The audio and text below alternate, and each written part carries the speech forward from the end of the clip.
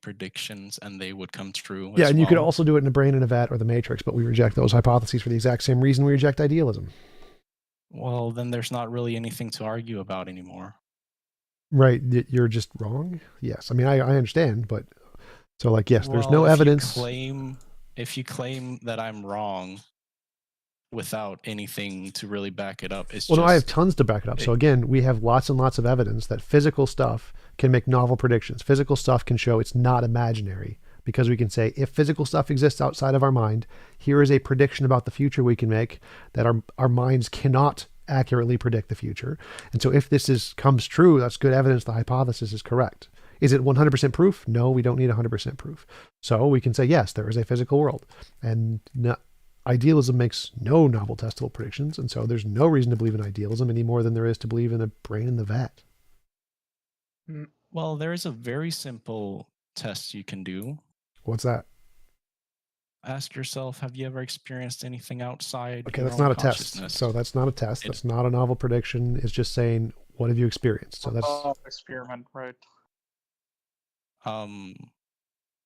How is it not an experiment? okay. So an experiment works like this. You say, I have a hypothesis. Here is the case about the world. If my hypothesis is true, here is something I can predict about the future, which I don't know yet. And if I get that right, that's good evidence of my hypothesis. And it has to be a novel prediction. So I can't, like, I can predict the sun will rise tomorrow. Yeah, we already know that. So that's not a novel prediction. You got to predict things about the world we don't know yet. So what if I made the prediction that I would never be able to experience anything outside my own consciousness? Okay, that's not a prediction. So again, a prediction is something that will happen, not something that won't happen. All right, my prediction is that everything I experience is inside my consciousness. Okay, that's not. Wait, stop. If you go saying Chichu, don't interrupt. Chichu, stop. Actually, I'm interested in what Chichu is saying. That's all right. Yeah, but I'm not done yet. So wait, stop. Chichu, stop, or I'm going to kick you. Chichu, stop. So you got to answer what I'm saying first. So what I said was that you didn't give a test. You said what all of your experiences are in your mind or whatever. That's not a prediction about the future. So you haven't given a prediction yet. Bring up whole things about religion and God and then say, oh, the sun will rise tomorrow. Okay. On that note, thank you so much for having me. I'm going to head out because I'm really tired. Yep. See you, Dom. All right, take care, Dom. See you guys. Thank you so much.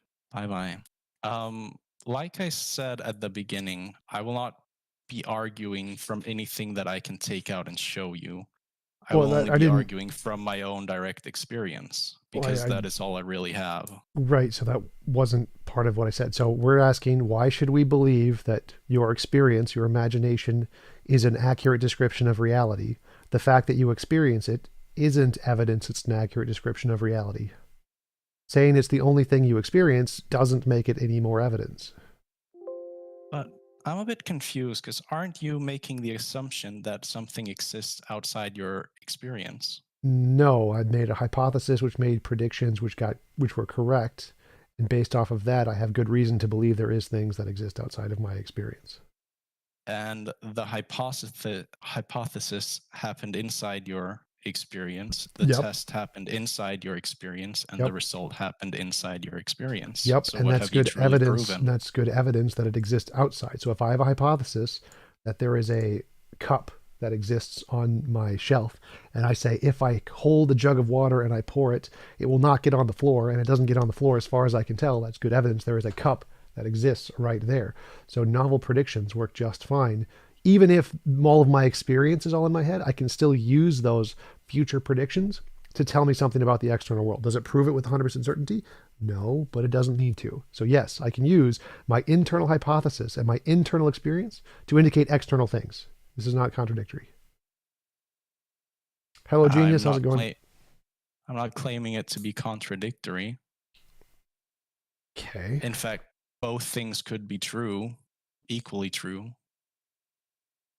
Okay. I'm just saying there is an alternative to the view that you are presenting that it is equally as provable as yours. No, you've provided no evidence. I have provided evidence. So the fact, like, do you know what underdetermination is? What is that? In science, there's a problem called the problem of underdetermination. It means that all evidence ever presented can always be explained by infinitely many hypotheses. There's always an alternative. But science doesn't care. Like, we don't care what the alternatives are. The one that's supported is the one that can make the future predictions first. If it makes the future predictions first, if it can tell us about reality faster than any other theory, better than any other theory, it wins. It's the one that's the reasonable one to believe, and everything else is stupid. So the fact that you can have an alternative doesn't matter. Like, we can say we're all a brain in a vat or in the matrix, and that can explain all data. But those are stupid because they didn't make any novel predictions. They didn't provide any evidence before we knew it. They only post hoc explained things. So idealism is exactly like the brain in the vat in the matrix, because all it can do is post hoc explain things. It can never actually give us any new information about the world. No novel predictions. I won't really argue it any further because I feel like we're just gonna go in circles here, but my point still stands that no one ever has experienced anything outside their own experience, and so they cannot say, unless they are delusional, that something does exist. Right, and so I refuted that point thoroughly, completely. So that doesn't matter. So that's irrelevant. So I granted, yes. You I only refuted wait, by let me saying finish. it's stupid. No, I know. So I granted that. I said, yes, all of my experience is in my head, and that doesn't matter because you can use the experience in your head to indicate external things. Like, it's possible that there's just consciousness. It's possible we're a brain in the vat. It's possible we're in the matrix. The best hypothesis is the one that can make predictions and tell us about the future. Which one does that? Materialism. Do the others do that? Nope. So they lose. So your evidence only indicates the one that can actually make predictions, which is materialism. So none of your evidence, which I accept, indicates your hypothesis that there is only consciousness. That's just something you've made up based on nothing. So it's like I used this example to me that still seems like a more rational conclusion. Okay, so let me break an analogy to you. So, like, we only see other galaxies through telescopes. We can't see them through other things. We can't see them with the naked eye. We only see them through telescopes. What you're saying would be as rational as saying, well, therefore other galaxies only exist in the telescopes. I mean, that's clearly dumb. Like, obviously, our means of knowing things tell us nothing about the ontology of the things we're seeing. So the fact that we can only see galaxies through telescopes is completely irrelevant. Doesn't matter. The fact that we can only see it through something is an epistemic means, which means it's completely irrelevant to the ontology. You don't get to use that as an argument of, oh, I see galaxies through telescopes, therefore the galaxies exist only in telescopes. But that's not what I'm saying. How is that different from what you're saying? Because it seems like you're saying that we only experience things through our consciousness, therefore consciousness is fundamental, or everything is made of consciousness. All I'm saying is I've never experienced anything outside my own experience. Right. I've never experienced a galaxy without a telescope. With that analogy though, the telescope exists within my experience. The galaxy exists within my experience. That's a false analogy. So the analogy is just your structure of your argument is there's an object that I see and I can only see it through consciousness. Therefore, is it made of consciousness? I assume that's what your conclusion is that consciousness is fundamental. So if I can only see something through consciousness, then consciousness must be fundamental. That seems to be your argument. Is that close? Yeah, that's close. Okay, so I can only see galaxies through telescopes, therefore it should be made of telescopes. That's the exact same structure of the argument, and we can demonstrate that that is false. So the problem here is the structure of your argument is fallacious. Like, it doesn't matter if outside of the argument, if there is a telescope, oh, we also see telescopes. It doesn't matter, because the point here isn't about the telescopes. The point here is about the structure of your argument. The structure of your argument is there is an object, I can only see it, object X, I can only see it through Y, therefore X is made of Y. And we can prove that false because we can say, oh, look, there's a galaxy, I can only see it through a telescope, therefore the galaxy must be made of a telescope. Obviously false. So, does that make sense? I mean, I see what you're saying. I'm curious. If you were to argue what I'm saying, how would you argue that? I think your argument is that we can only experience things through consciousness, so consciousness is more fundamental or more likely to be more fundamental than anything we are experiencing, or something like that. Right. And how would you argue that or prove that or I wouldn't. I would say that's a ridiculous argument because I would think that for us to be able to experience something, something must have produced our consciousness. It's not, I wouldn't say it's fundamental. I'd say it must be a composite of other things. Therefore, the fact that we're experiencing other things means that we're probably not fundamental. Like, so in order to show that consciousness itself was fundamental, if I was trying to prove that was true, I would probably try to make some kind of novel prediction about wait, Guru, wait, hold up. So I would say if I was trying to prove consciousness was fundamental, what I would do is I would make predictions about future discoveries we would make related to consciousness and how, like, we can maintain memories or things without brains, or we could transfer. What are you saying right now, bro? Dude, wait your turn.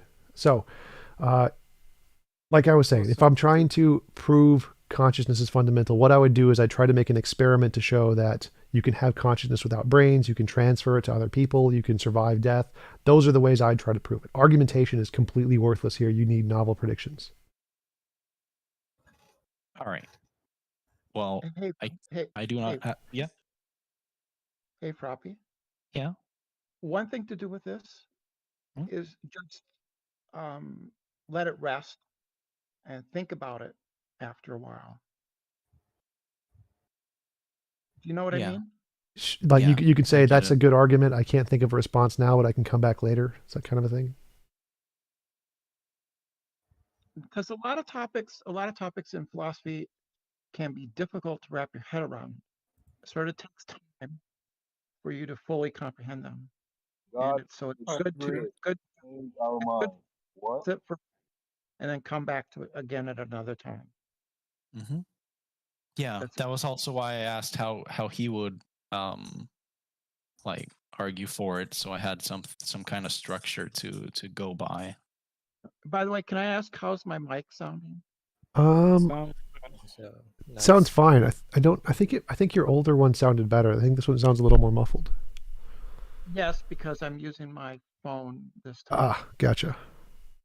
Because I have a couple of questions for Froppy.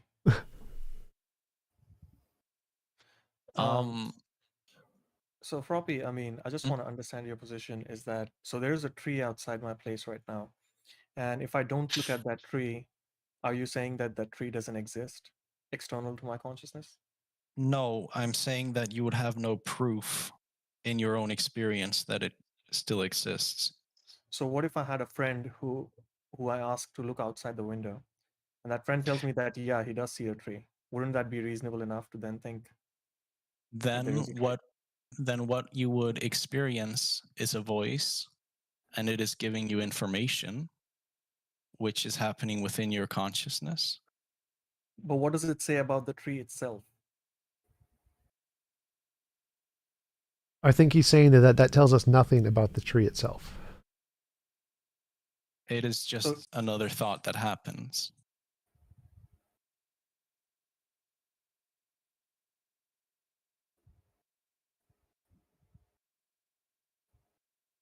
So I'm not clear. Does the tree exist or not, external to your consciousness? My point is that the question itself is moot or flawed. Whether it exists or not only exists as a thought for you. And you can decide as a thought, yes, it exists, or no, it doesn't exist. But either way, all you have is your own experience. So is it that there is no distinction between there is something external to your consciousness? I think that's what the whole point is. That everything is just your consciousness in our reality. Yeah. Can you identify where is the external? How do you identify the external if all the interpretation and sense experience data is manifesting inside one's mind? Well, we could test it, right?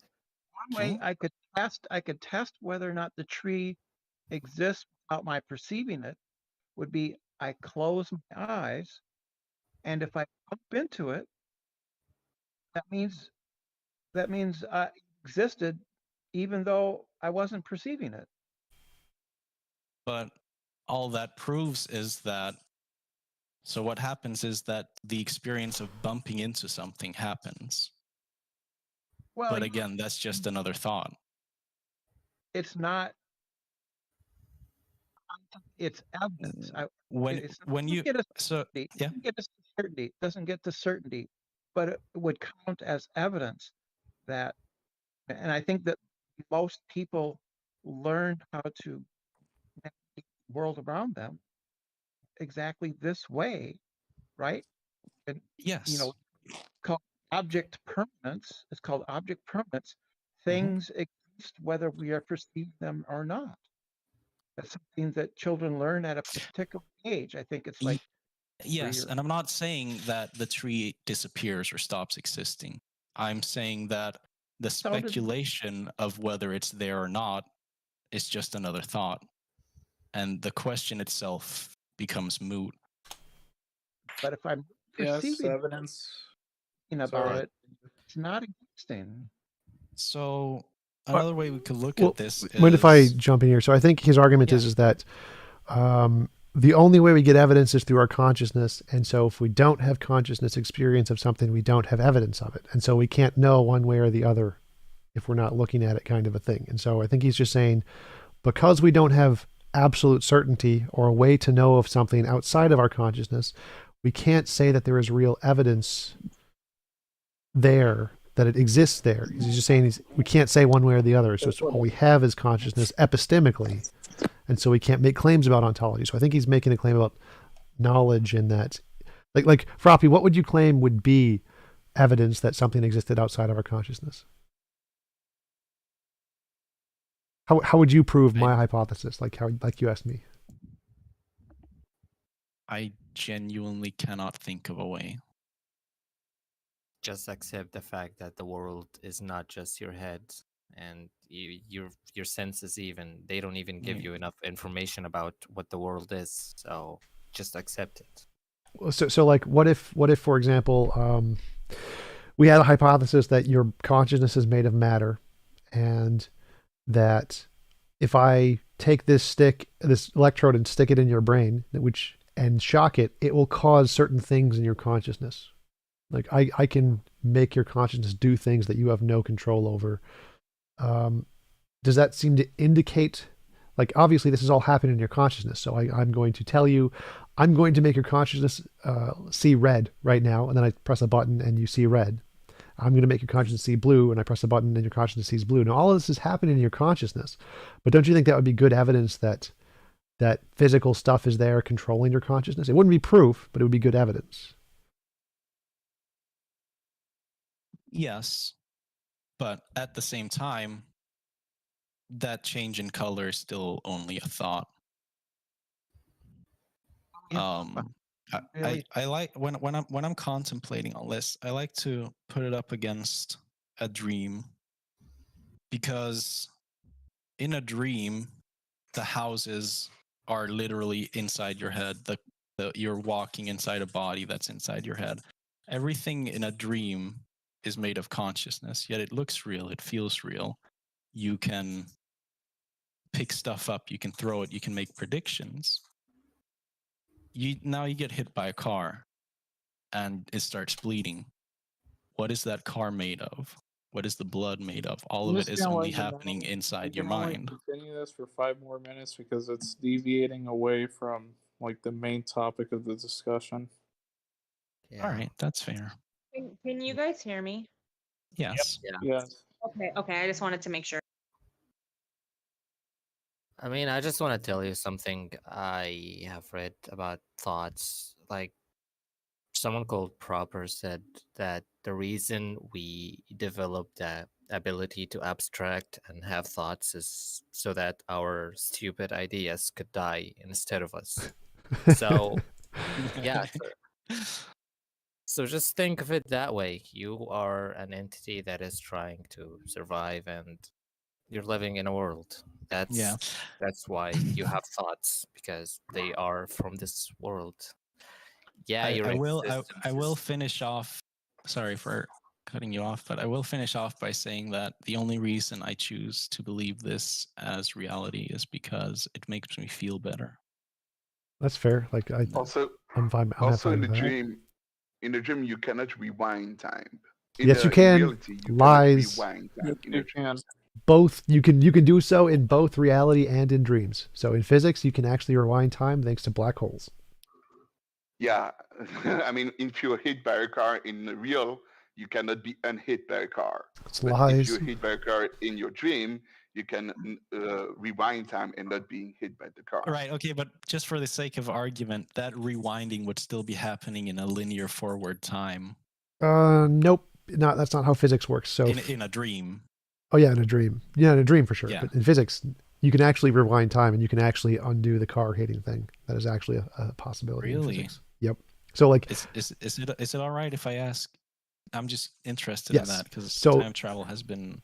PBS Space-Time has done a really great thing on this of watching time and how it impacts on black holes and how time. They do these really awesome graphs, these time graphs of how light moves and what things are within your time cone and what you can interact with, and how with certain interactions between black holes can actually cause time to reverse for certain particles. It's very crazy. Yeah, because I thought the only way reverse time travel would work is if we could somehow have negative energy. No, because time is a physical field. It's a physical thing. So if you just bend it enough, you can reverse space-time. Right. So that's actually one of the theories. Is Sean Carroll's theory is that the Big Bang, before the Big Bang, is a reversal of time. So time is just going in the opposite direction before the Big Bang. Yeah, I toyed with that idea when I was about 10. It's a really neat idea. I kind of like the idea that time itself just kind of loops back on itself. So it's I don't know. It's because the idea is right. There's negative matter and there's positive matter. At the beginning of the Big Bang, a lot of negative came out and a lot of positive came out, and they should have canceled each other. You mean matter and but antimatter? Somehow, yeah, antimatter.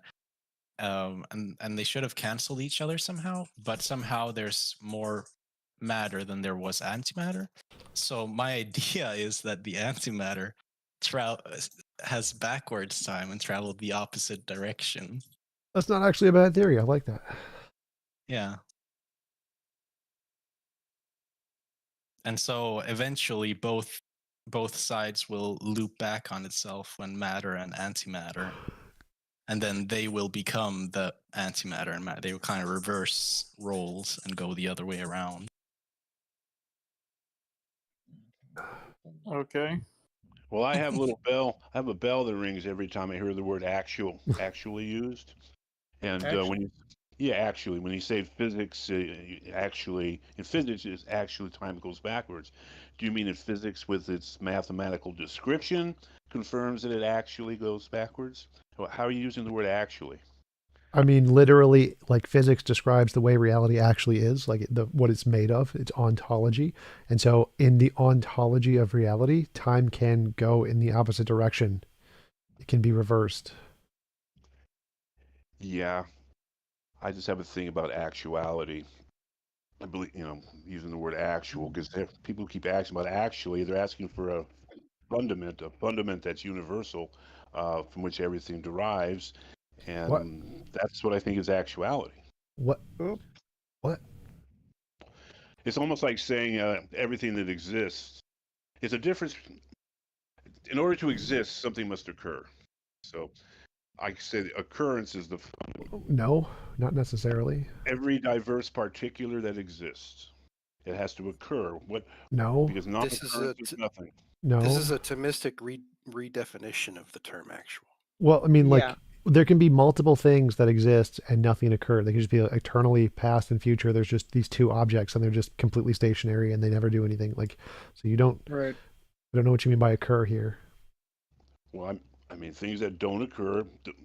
Can you attribute cause to something that which does not occur? Cause? Like, things can exist without being caused.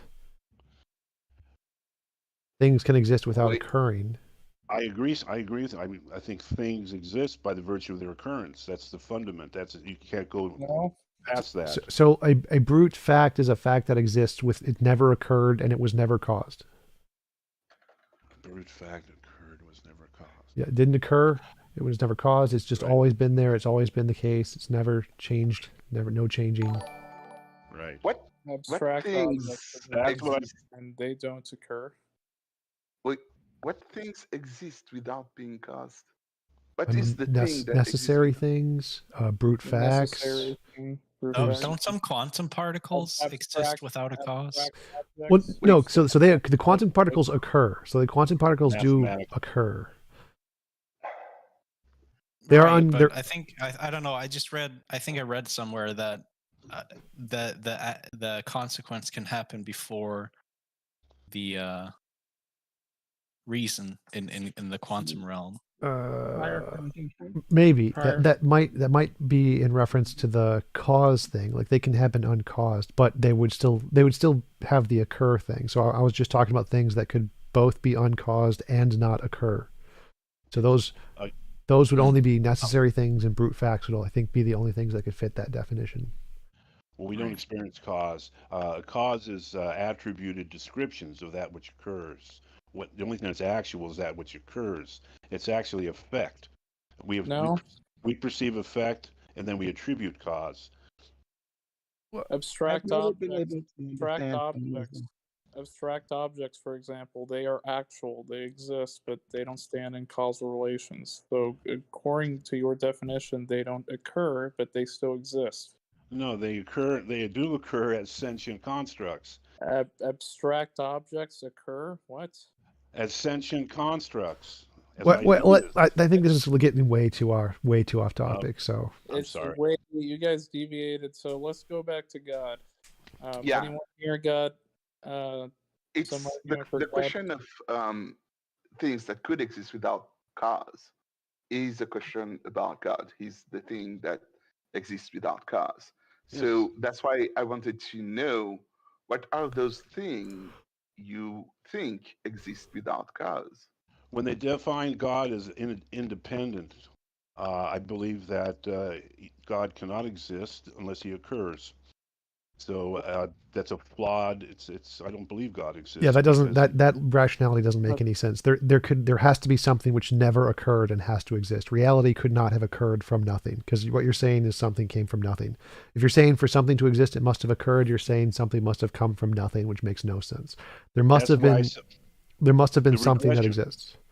The regression ends in occurrence. No, occurrence can't be the end of the regression. Occurrence is a something from nothing. There cannot be a something from nothing.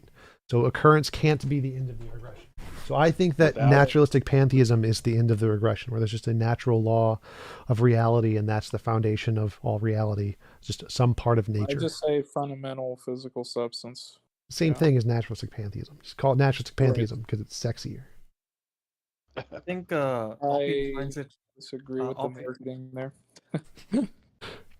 So I want to say that I think Graham Oppie defines it as the initial natural state of the universe, right? Right.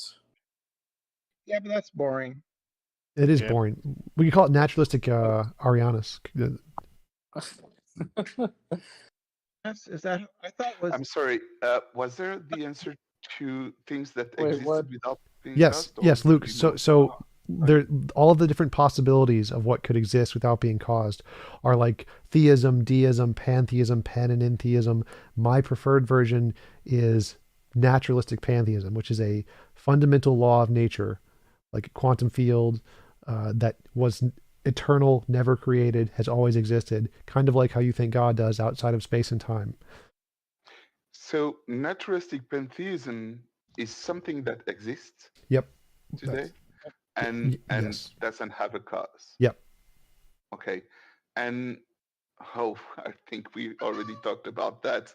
How is it different than God? Doesn't have a consciousness, doesn't have a mind, no intentionality, didn't create Jesus, no supernatural raising from the dead. Mind. Yep. How do you know he doesn't? That's the definition. The definition of naturalistic pantheism is just eternal, all-powerful nature. So no consciousness. It doesn't have the mind parts of the God. So, Bill, I think one way to look at it would be a theist would say that God is the one who created this naturalistic pantheism. So there's two ontologies there. One is the Phil, who are you talking? nature. That Luke was the guy just talking. Bill was. Oh, sorry, my bad. So Bill was the occurrence guy. Yeah, Bill was the occurrence guy. Sorry, yeah. So think about it like there is this contingent universe, right? That God created. So that's God plus nature, and then there is what Tom is suggesting is just nature. So it's a simpler theory. Yeah, you'd have to show. How do you know that this nature doesn't have a mind? Well, you'd need to show that a mind is necessary. Right. So like, how do you? There's better evidence for naturalistic pantheism than there is for God. So that's how we know it doesn't have a mind. It's because there's better evidence it's true than that there's God's true. So let me ask again. A question. How do you know what is the evidence that it doesn't have a mind? That's the question. Like you have to stop pretending that your question is cogent. It indicates an absence of volition. So can I internally determined? There's no mind or brain that's operating. How do you test? Wait, so the evidence is what does it mean not having a mind? Let me jump in. Hold up. So the answer is that there's no evidence brains exist outside of space-time. There is evidence that quantum fields exist outside of space-time. So we have good reason to believe that there's a quantum field like naturalistic pantheism that existed before the universe. We have no evidence a mind existed before the universe, because that would be as dumb as saying that there was a non-spatial, non-temporal pineapple. Again, you're saying because I don't know if there is a mind, therefore I say there is not a mind. No. Hold up. Let me address that. Wait, give me 1 second first. So we have evidence quantum fields can exist outside of space-time. We have no evidence minds can, therefore only a dumbass would think minds can exist outside of space-time, and a reasonable person would think quantum fields can exist outside of space-time. We have no evidence that mind can live or exist outside of space-time. Okay, that's the argument for why you think naturalistic pantheism isn't a mind. It's because you don't have evidence that a mind can exist outside of space-time. Wait. Yes. Allow me to finish the thought here. Yep. So this evidence, how do you test it? How do we it's only reasonable to believe something if we have evidence. If we don't have evidence, that makes it unreasonable. So it would be equally as unreasonable to think the universe was created by a magical pineapple as to think it was created by a magical mind. So the evidence that we can conclude it's not a mind is the same evidence we can conclude it's not a pineapple. So that there's no evidence that either of those things can actually exist outside of space-time. You're so dumb, Tom. It's a pineapple. Bottom of the little sponge inside of it, and he works at Krabby Crab Cakes. I think I want to throw some more light on this. So Luke, one way to think of it would be, does this initial thing have legs? Can you disprove that it has legs? This initial point of nature? That's the similar question you're asking. So, okay, how do you know if the thing that is natural pantheism has legs? How do you test it if it has legs? The answer is that's your question. That's right, philosopher? Correct. Yes. Yeah. Right. So the legs have a purpose. Like you use them to walk. That's what legs are. The word legs have meaning behind it. So it's supposed to be walking on something. That's what legs are used for. So you need a floor. Do you have a floor in naturalistic pantheism? Well, you could have legs in space. Like there are astronauts who have legs, but they're not standing on anything. Yeah. You understand that if there is not a floor, I don't know what there is in naturalistic pantheism. Well, no. Your argument was that legs. The reason we have legs is to walk. But you don't need to people can have legs and not walk. Like you have legs without walking all the time. So God, wait, hold up. So God could give himself legs and not use them to walk. Like you can have legs and not walk. So your argument makes no sense. The purpose of the legs, the word legs, is describing things that allows you to walk. That doesn't matter. That doesn't matter. So again, if we're asking, does the creator of the universe have legs? It doesn't matter if he uses them to walk or not. He could have legs regardless of whether or not he wants to walk. So you saying the purpose of legs is completely irrelevant to whether or not the creator of the universe has legs. God said he was going to show Moses his ass, so I'm assuming there was a reason for having an ass. I'm sorry, they have to occur. Also, just out of curiosity, what would a deity need legs for? Wait, or an ass. Philo is asking the question. You guys are piling onto him, and I'm having trouble understanding what is the information that he was trying to reach here. Well, the conclusion is I was trying to show how absurd your position is, because you can slap on any property on this initial thing, right? On this naturalistic pantheism, like a mind, you can slap on legs or eyes or whatnot, right? But we don't need to posit those because there is no necessity. It's much more complex to add a mind when we don't need to add a mind. We can explain everything without adding a mind. So it's unnecessary to add a mind. I understand.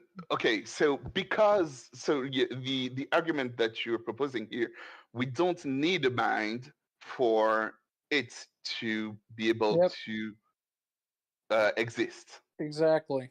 We're undercutting your claim that a mind is necessary as to being the first cause when it could be a non-mind. Yes. And the Did you just sneeze? Yeah, I sneezed. That was me. Okay. Maybe God needs, but he said legs couldn't exist in space. But what about midgets? Could midgets exist in space? Oh my gosh. I think Elon needs to put midgets in space. Come on. So Luke, let me just close out my argument. Luke, what I'm saying is, because they're making fun of you here. Yeah, no, I know. So I'm just having. So to close the argument, it's unreasonable to think something exists without evidence. We should only believe things for which we have evidence. So positing something like a mind or legs or eyes, it doesn't help our case. It doesn't help us explain anything. And not to say that it doesn't have any evidence. Again, you have evidence for a mind. No, the purpose of your being here. You don't have evidence for legs. You don't have evidence for. Can I ask a question? But you have evidence for other things like mind.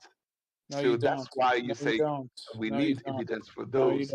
No, you don't. What is the evidence for a mind outside of space-time? What is the evidence? You are the evidence. You existing. The evidence that I exist is proof that there is a physical substance outside of space-time that caused the emergence of it. I could just use the same argument for physicalism. I am actually. Thanks, Jerry. What? Appreciate it. Yeah, exactly. You guys here say what? I didn't hear you. I'm sorry. Yeah. Elon cut you off. There's a mind that's evidence. My depression is cured thanks to TJump. Sugar He Daddy has never websites. seen Actually, me. I am a disembodied mind. I have seen Brenda, so that's a lie. But it's true. She is a disembodied mind. Her body is the internet. He also can't account because a conscious mind entails that it is a processional entity. Like if it has thoughts and those thoughts are sequential in their form, like then how can that processional entity exists outside of space-time? Luke, did you explain? So you said that us experiencing. Luke is not here. He must have left. Oh. I want to make something. I wasn't trying to make fun of him. That wasn't cool, guys. That wasn't cool at all. Being kicked out of conversation for nothing, no reason, no warning. It's not cool at all. I didn't. I want to continue being with you guys. I don't like this kind of thing. I don't know who kicked me out. Yeah, I didn't kick you. Leave. Yeah, No one I hope it wasn't you you, out. TJump. Well, it could have But been somebody it could have been a glitch. So from- yeah, I didn't kick you. Hey, why Glitches would we glitches let do you happen. in again, right? Just Yeah, think about it. Like, it's why true. would we let you So again in? so Luke, you said that our minds are evidence that there is a creator mind. So we not our minds, yourself, the complexity of human beings and stuff like that. You know, like the watchmaker argument? Watchmaker argument. Watchmaker. Yeah, yeah. Okay, so So the complexity of life you think is evidence of a designer. basically, what I want to I don't want to get into why there are arguments why there is a mind at this naturalistic pantheism thing that you call has a mind for reasons. Reasons are the watchmaker argument, and those are arguments that can be presented by Yeah, but we've theologians proven all those or false. We've proven they're all false. philosophers outside of our conversation that we have together. These things are arguments for the existence of mind and the absence of legs or No. So all of those are not. They're all failed arguments. Like the consensus in philosophy is they're garbage. The consensus in physics is they're garbage. So those aren't arguments for anything. They're all just garbage. They're just. They are still arguments. You disagree with Oh yeah, them. yeah. They're say definitely they are not valid arguments, but they are still they're not arguments sound. for. They're not sound. So yes, that means they're not evidence. So wait. So I agree. Wait, one second. So wait. 1 second. So you wait for a second. So I understand their arguments, but they're arguments that are not evidence. So you can make an argument, but the argument doesn't count as evidence unless it indicates something with some probability makes it more likely to be true than false. Those arguments don't. They don't add up to anything. So those aren't evidence that it's for anyone, for the consensus in physics, for the consensus in philosophy. Evidence isn't an opinion. For you, no. Again, arguments. Evidence isn't an opinion. There's no for you. Evidence is objective. Evidence is either true or false. You don't get a for you. It's either it's a fact it is or it's a fact it's not. And it's a fact it's not. You can be wrong. Sure. How would you know evidence if your position is the incorrect one? By other positions presenting things that can differentiate themselves from imagination. Evidence. Yeah, Tom knows when he's wrong when I tell him he's wrong. Brenda, have you PayPal'd me yet? Like, why aren't you a mod yet? Tom was once wrong, but it almost seems to me that Luke is saying that you don't have 100% certainty, correct? No, it's more like you don't know why you say this naturalistic pantheism doesn't have a mind. You say what has been presented to me has reason to believe that this naturalistic pantheism has a mind doesn't apply or doesn't work or is not valid anymore. No. So that's you don't say why he doesn't have a mind. You just disprove. Wait, do you think do rocks have a mind? Given to you. Do rocks have a mind? No, I don't think they do. Why? What evidence do you have that rocks don't have a mind? Well, that's a good question. For me, a mind is the ability. You need a mind to be able to make a choice, and a rock cannot make a choice. He's not able to choose if he wants to move or do something besides being. Could you be wrong about that? Could you be wrong about that? Could you be wrong about that? Yes. Okay, so does that mean that rocks could have minds and you shouldn't say that anymore? Like you should never say rocks don't have minds anymore because you could be wrong. No, I could design a test to make sure that rocks do not have mind, and if this test fails, then I would say, rocks do have mind. You understand? What test could rocks help build the ark in Noah? What tests could you use to show that rocks aren't conscious? So just off the top of my mind, it's not something that I thought of before, but I can think of a test right now where I put a rock right in front of me and wait for it to move. Well, maybe it just chose not to move. Yeah. Right. What? Maybe rocks chooses not to move. Or maybe rocks move very slowly. They choose to move and they can only move 1 centimeter per billion years. Yeah. So this how do you this definition of a rock that has a mind but moves for a billion year, 1 centimeter or 1 millimeters or 1 nanometers for each billion years is not. I would have to use another thing that describe a rock than the ability to choose to move. You understand Okay, me? so So let me the put it one this who way. says Let me put it the this one way. who says So yeah, imagine a rock who has a consciousness, but it can't yeah, physically move any of its parts. So it can okay. make decisions. It has a mind, but it can't move any of its parts. Then what are you going to do? So how do you know he made the decision? That's what I'm asking you. So how would you know? Again, you are you are talking about something that do not exist today. Is not the case. So if you have a rock Well, today wait. that How do you know it's not the case? You're saying it's not the case, but you can't demonstrate it. How do you demonstrate it's not the case that there's a rock that has a mind that can't move? Demonstrate it. by putting the rock in front of me and waiting for it to move. Wait, so That's again, how the so demonstration. I asked, how can there be a rock? How can you say that there is not a rock who has consciousness but can't move? So it can't move. You'll never see it move, but it still has consciousness. How do you show that that doesn't exist? So the consciousness part is linked with the move part. If you cannot move, you don't have consciousness. So you think people who are Paraplegic? who can't, yeah, paraplegic, don't have a mind? Debbie Shivo.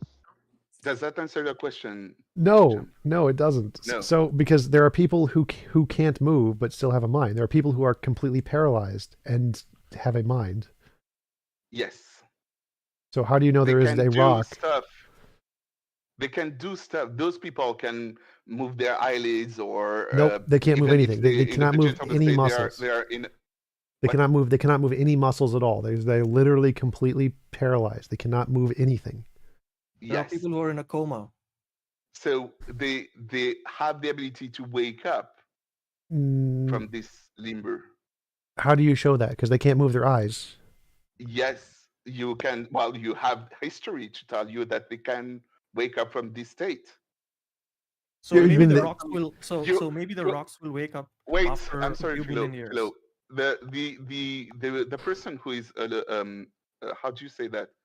In a coma? In a coma? Yeah. Is that it? Yeah. Yeah. Comatose. The person Comatose.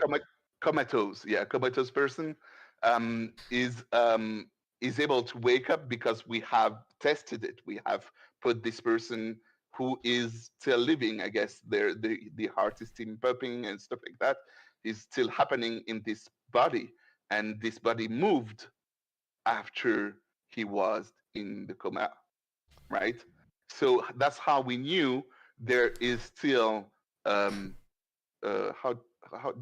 did we call the thing? Consciousness? Consciousness in those Okay, bodies. so imagine we've never seen a comatose person before, and there's a person who is in a coma in front of us. How would you know they're still conscious? You wait. The question is, what have you done for me lately? So you wait. So hang on. So what if the rocks will wake up and move after 100 billion years? So will you wait 100 billion years? Maybe that's a possibility, right? Up till then, until a billion years in the future, you will be able to say that it doesn't have consciousness. Okay, but until then you couldn't. Until then you can't say that. You can't say rocks don't have consciousness until we wait a billion years. But I got to know. Yes, you can. So you cannot say now that rocks don't have consciousness. You can't say that. We are able to say that if the work were to be able, well, if you are able to prove that the work will move in the billion years, that's a different story. But if you are not able to prove that the work will move in a billion years, right now, we are able to say in English, this rock doesn't have what we call consciousness. So if we have lots and lots of evidence that no examples were conscious before, then someone who claims it was conscious would then need to provide evidence that it is conscious before it was reasonable. Is that what you're saying? If we have no evidence, okay, yeah, if it didn't move, we didn't make a choice, yeah. Oh, like quantum fields. The rock. What about quantum fields? They're exactly like rocks. We have no evidence they're conscious, and if someone else wanted to say they're conscious, they would have to provide evidence for that. Until they did, we could say, yeah, no, they're not conscious, just like we can say rocks aren't conscious. Yes. That's naturalistic pantheism. I have an interesting. I'm sorry. Naturalistic pantheism and quantum fields are synonyms. Yep, it is a quantum field. It's a rock. It's a fancy rock. I had an interesting thought that just popped in. Wait, yeah, Fluffy, I'm sorry. Oh, no, go on. I want to be sure to understand these quantum fields and naturalistic pantheism thing that is new to me. So, it is a fancy rock. Naturalistic pantheism, quantum fields, fancy rocks are synonyms. Yes, so a quantum field is a field in physics. It's a physical field, which physics rock. Which physics rocks? I'm sorry. So everything in physics is a physical object. Quantum fields are a physical object, like a rock is a physical object. Oh, okay. And natural pantheism is like a theory that is around these things? Yeah, it's based on a quantum field. So naturalistic pantheism, the fundamental thing, is a quantum field. Okay, I'm sorry, I'm having trouble following the last phrase. Could you repeat that? Naturalistic pantheism says that the fundamental nature of reality is made of a quantum field. Oh, I'm sorry, those are a new word for me. I'm French, by the way, for people who are wondering why I'm having so much trouble. Yeah, if you want, you can. Big words for me. just to check, if you want to learn more about naturalistic pantheism, you can go to the Stanford Encyclopedia of Philosophy, Pantheism, the page, and you can just Control F, search for naturalistic pantheism, and there will be a section on it. Oh, okay. Shoot, I forgot the word I was trying to type.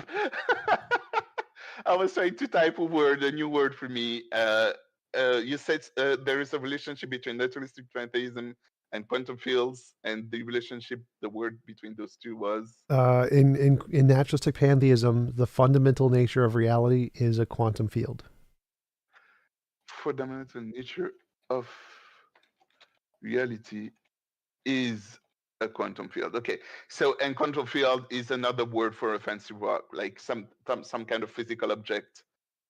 Yeah. So in physics, all of the things are physical things. That's why it's called the field of physics. Quantum fields are physical things, like space and time are physical things. Fields are physical things.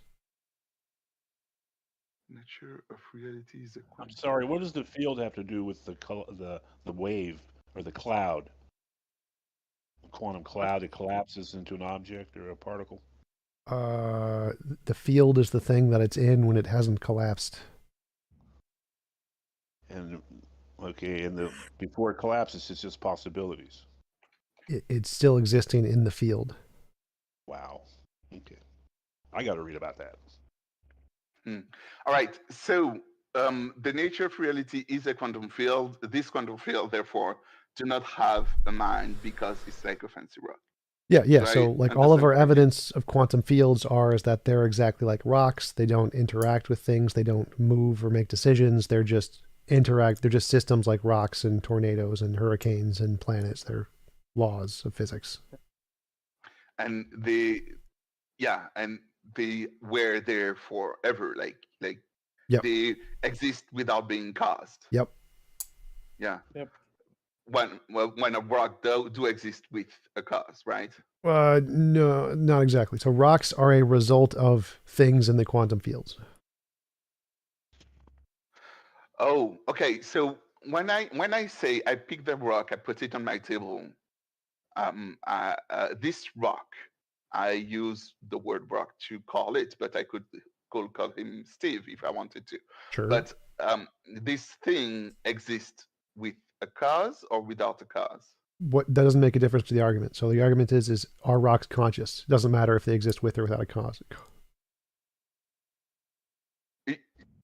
Yeah. I'm talking about quantum field not being caused. So yeah, this but rock, remember the comparison to the rock is, can we say rocks are conscious? Like, yes, we can say rocks are not conscious. The reason we can say rocks are not conscious is because we have no evidence to think that they are. So the same reason we can say rocks are not conscious, we can say quantum fields are not conscious. That's the comparison here. yeah, that thing is clear for me. Now what I want to understand here is, well, if you say that naturalistic mechanism is without cause, yep, and can you say that the rock is without cause? That's the rock not that a I part of moved? the analogy. So there's completely different. That's not part of the analogy. So the reason the reason the field isn't caused has nothing to do with the rock. The reason it's not caused is because it's the fundamental thing that makes everything else, as far as we can tell. The reason why it's not caused is because it is fundamental thing. Yeah, it exists outside of space and time. Yes. It literally makes space and time. It's not affected by change.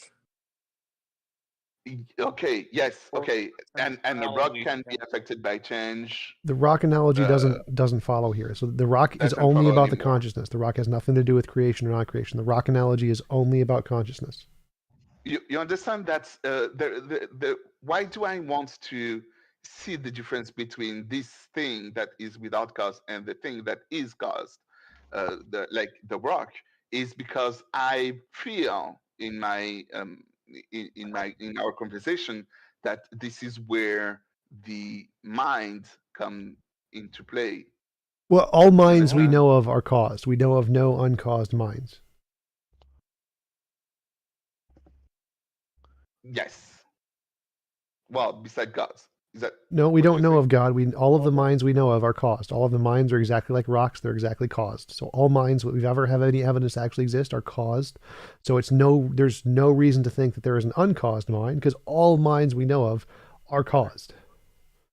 Not only that, but how we understand minds as being as processional entities that have the ability to reason.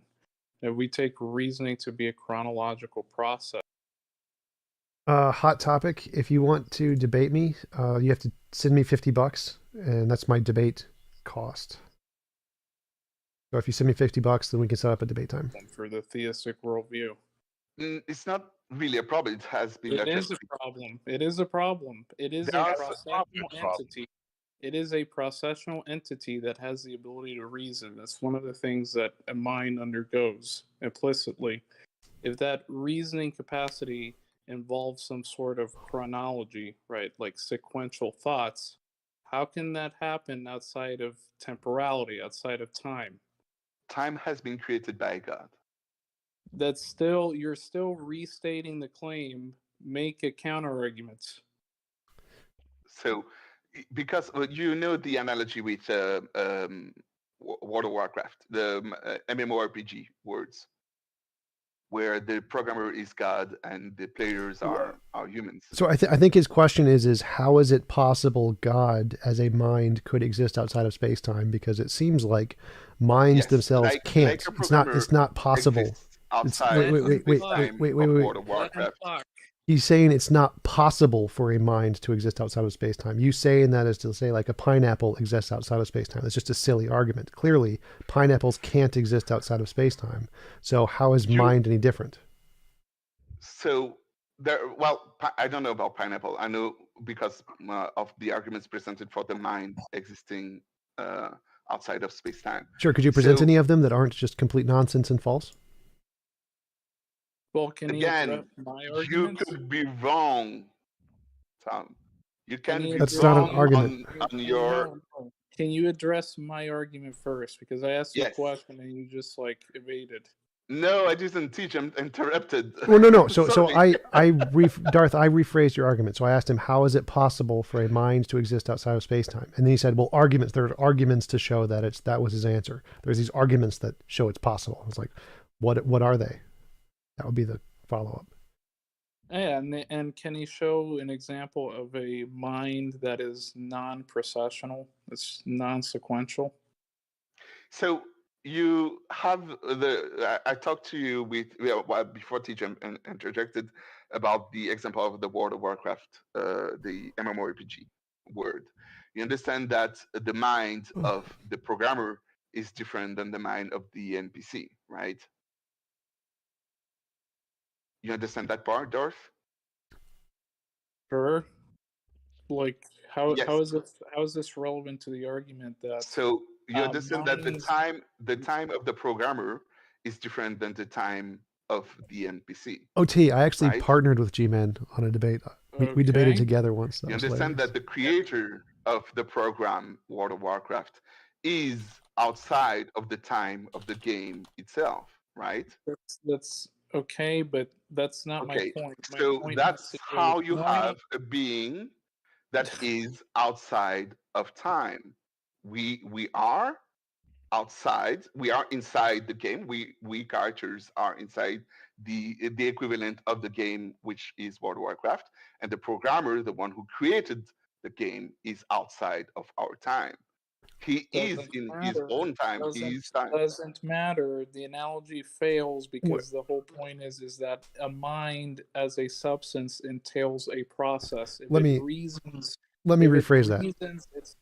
Let me rephrase that first. So what he's saying is that you've made an argument from an analogy. You've said there is a mind outside of space-time. He's asking how. What is the process, the material, or whatever way? How is that working in reality? He doesn't want an analogy. He wants you to describe what it's made of. What is the mind made of? Yeah, like how can it exist outside of space-time without having it succeed in a procession of events?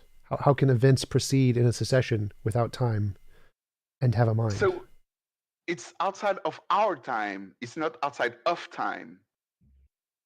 Okay, so there's another time? God's in another time? Yes. Okay. That's what the analogy is.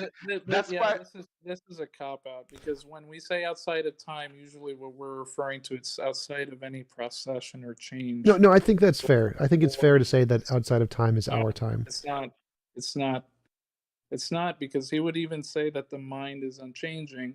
I could just flip that back onto him and say, what accounts for an unchanging well, ask mind? him first. Okay. So what? So can you give a description of an unchanging mind? Because it seems to me the way that I understand a mind is that it is a substance that involves change. Do you think like God's mind is changing or unchanging, Luke? So that's a trick word change here. It's changing in his time and not in ours. That's perfect. That's exactly what we were asking. Yeah, that was perfect. So he does grant that God's mind is changing. But in his time. Yeah, that's fine. That's fair. Not ours. In the game is built, is created by a creator. The World of Warcraft game, you understand the analogy, right? The mind of the creator can change. He can create another game, an update, something more on the game. He can create things that adds to the time that is already in the game. But he can change his mind about what will come after, what he create after. But he is unchanging for those who are in the game. For those who are playing the game, his mind doesn't change. This is how it's supposed to work. That's incoherent. So there's either two things. He either intrinsically changes, like something in his mind changes, which is what you said, that there's a thought that arises and he changes his mind on it. Then there's extrinsic change, or like a Cambridge change, which is like he enters like a state, right? A different state that he wasn't in prior, but that change doesn't affect something about his nature. So there's two different types of change that we're going for. If you say that there is a thought that arises in his mind and it completely deviates from a previous thought, that's an intrinsic change in his mind. Well, I'd just like to start trying to move on to somebody else because he's been talking for a while, but definitely in the future, I'd like to hear more arguments for why you think this mind thingy exists outside of time. Yeah, our time. Yeah, the main question I want to leave you with, and then that's what the reason why I raised my hand here, as could we be able to design a test where the result would be considered as proof good enough for you that God exists? Yeah. So I tried to look at what naturalistic pantheism is and how I could use this thing that is really similar for me to God, something that exists without being caused, and how I could make a test to prove that this would be a proof, because what we want here is to change your mind using what you as being consider proof to, that is equivalent to what I believe God is. Yeah, So So I've yeah, actually answered that like many times before. For me, it just takes novel testable predictions. You say, I believe there is a God. If there is a God, I can essentially, to give one example, I would pray for him to a gold brick to appear, and a gold brick would appear every time I prayed. That would be good evidence. So anything that counts as a novel testable prediction would be evidence. Yeah, you usually, I don't want to. Hot topic. Yes. If you pay me $50, that'll be a live debate on my YouTube channel. Your question about why God is outside of time and also in time. To be fair, do you want me to be fair? I don't think you've answered it, because like under my conception, I take minds to be like a temporal substance, like in the way they think sequentially. That still implies temporality, like as T1 going to T2. I can't see anything outside of that, but I mean, you did your best. Well, he did say he was in just a different time, so I don't think he said it still changes, but outside of like our time, space time. Well, yeah, but I say the same thing. That's something I say all the time. Like the multiverse is outside of our time, but it still has a time. So I'm fine. Okay. I think that's coherent. I disagree with that, but we're gonna move on. Whichever time still has to occur. Oh my god. The biggest issue with the analogy is that we would be the NPCs in the game. So you're saying the NPCs are aware of this other time. Well, I mean, if we existed in the Matrix, we would be in like Matrix time, and then if we came out of the Matrix, we'd be in like real world time. So there could definitely be two different times there. That'd be fine. That's a fine analogy. But you wouldn't be logically capable of finding Well, or asserting that the second to be time fair, exists. to be fair, Yes, when you say that space-time emerges out of a quantum field, are you just saying that the quantum field at hand contains entanglement, and out of that causes the space-time T-jump? I'm not sure what you're even asking there. Contains entanglement? Like no. Like Well, there's multiple different theories here for like when I say that space-time emerges, I mean that there is a thing like a thing without any kind of a time, and time itself emerges from no time. But that isn't the only theory. Like multiverse theory and other theories say there are other times, and our time came about from those other times. So there are two different theories there. But I always say that space-time emerges out of quantum entanglement. Like, I don't think that follows exactly. I don't think entanglement would cause space-time to emerge. Takes two to entangle. Like entanglement is just a fact that two existing particles are tied together.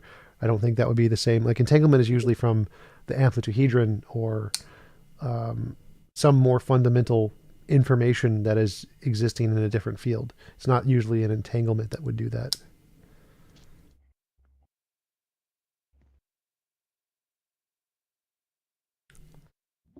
Anybody else, new speakers, want to talk about God and stuff? Yeah, I've got a quick couple unorthodox arguments I just want to put forward. Sure.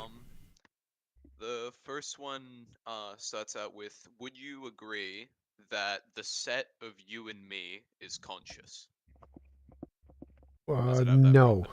No. So, by that, do you mean that consciousness is indivisible, or? They are divisible. Okay. Indivisible means not divisible. So you're making a sort of distinction between divisible but still So what would be the distinction between the consciousness between, say, the divisible parts of consciousness in your brain and the consciousness between you and me? I'm imagining something and you are imagining something completely different. There's no way to access that or change it from any of the things in your brain. It doesn't matter how we change the things in your brain, it will never change the things in my brain. Sentience is individual and discrete. I see. So it's since the two different experiences are separate. That's what divisible means. Yeah, so there is... Okay. Yeah, alright, okay. In that case, I'll move on to the second argument. Okay. This one's about your moral system. So you believe in a categorical imperative, is that correct? Sort of. Can you elaborate? Yeah, so my model doesn't have oughts. So like, is something moral because you ought to do it, or ought you do it because it's moral based off some independent criterion? Like, how would you answer that question? Me? Yeah. Oh, I'm a moral intuitionist, so... Well, I mean, just like assume hypothetically if morality was real, is something moral because we ought to do it, or ought we do it because it's moral based off some set of criteria? I see. I'd say something is, we ought to do something because it's moral. Right, I totally agree. But if that's the case, that means oughts aren't in morality itself. Oughts are something that we apply once we know that something is moral. That means there's no oughts anywhere in the morality. And that's why there's no categorical, like there's no imperative part, because the imperative part is the ought part. So you can say once we know this is the set of criterion of something that qualifies as morality, then we can say we ought to do that thing. But the oughtness, the imperative part, is something that we add on after it. Okay. But I'd still be correct in saying you reference a real objective morality. Yeah, moral realism. So I believe in moral realism. Yeah. What is the like? Does this moral realism exist as an abstraction? No, I think it's like a law of physics, law of nature we haven't discovered yet. Okay. And you think so you think it exists as a law of nature? Yep. Is there a reason for thinking that it exists as a law of nature and not in some non-natural form? Well, there's no evidence of non-natural stuff. I mean, that would be the reason, I guess. I mean, because if there was non-natural laws, it could. So your argument would be that it can't exist, or that it's unlikely that it exists as a non-natural law because we have no precedent of non-natural laws that it could be? Yeah, like I'd say, the reason we don't think morality is a pineapple is because we have no evidence that it could be a pineapple. So, yeah, like it could be lots of things. It could be supernatural, ubernatural, unnatural, super duper natural. It could be any of the new ontologies. We just have no evidence of new ontologies. Alright, I suppose that makes sense. Sorry, I was just seeing if I could find a contradiction, and Sure. I didn't. Thanks. Yep. Anybody else questions about God and stuff? I like your Witcher logo, Sloth. It was a great game. Yeah. I'm gonna go just now, but I just want to quickly mention a few things. When you say God doesn't exist, I'm gonna presume you're an atheist and you just No, I'm a theist. I believe in God. I'm just gonna say he doesn't exist for fun. Well, I'm an atheist, so I say that God doesn't exist. But anyway, what was your concluding remark? Sloth, what were you gonna say after that? Well, I was gonna touch on why people believe in religion, because there's, I think, two main reasons. The first reason being to give people a sense of purpose, and some could argue that purpose is like to have a purpose in life is to fulfill the goal of life. But the second reason would be to explain the unexplainable. Now, if you've watched Mad Max, you'll know what I'm talking about in the first one. What are they called? Those guys who who work. Well, Very I mean, I don't remember what they're called, but I don't see your point here. So there's lots of reasons why people believe in a god. Yes, No, but what does that matter? Why does the reasons they believe matter to the conversation? Did he leave? I didn't kick him. All right, anybody else got any questions?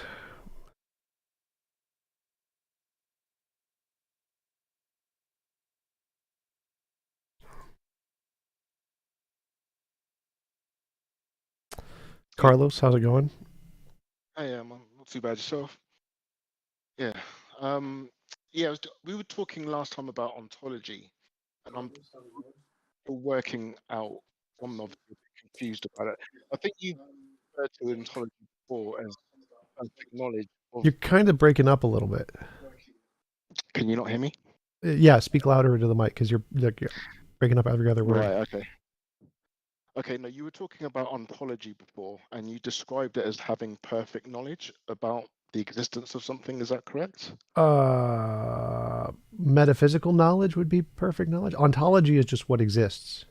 So if you have like metaphysical knowledge, it would be like perfect knowledge of everything. So there's another layer of knowledge in the sense of metaphysical knowledge versus ontology of things.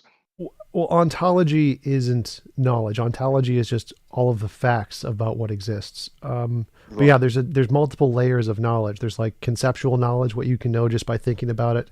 Empirical knowledge, what you can know by experiencing it through the world.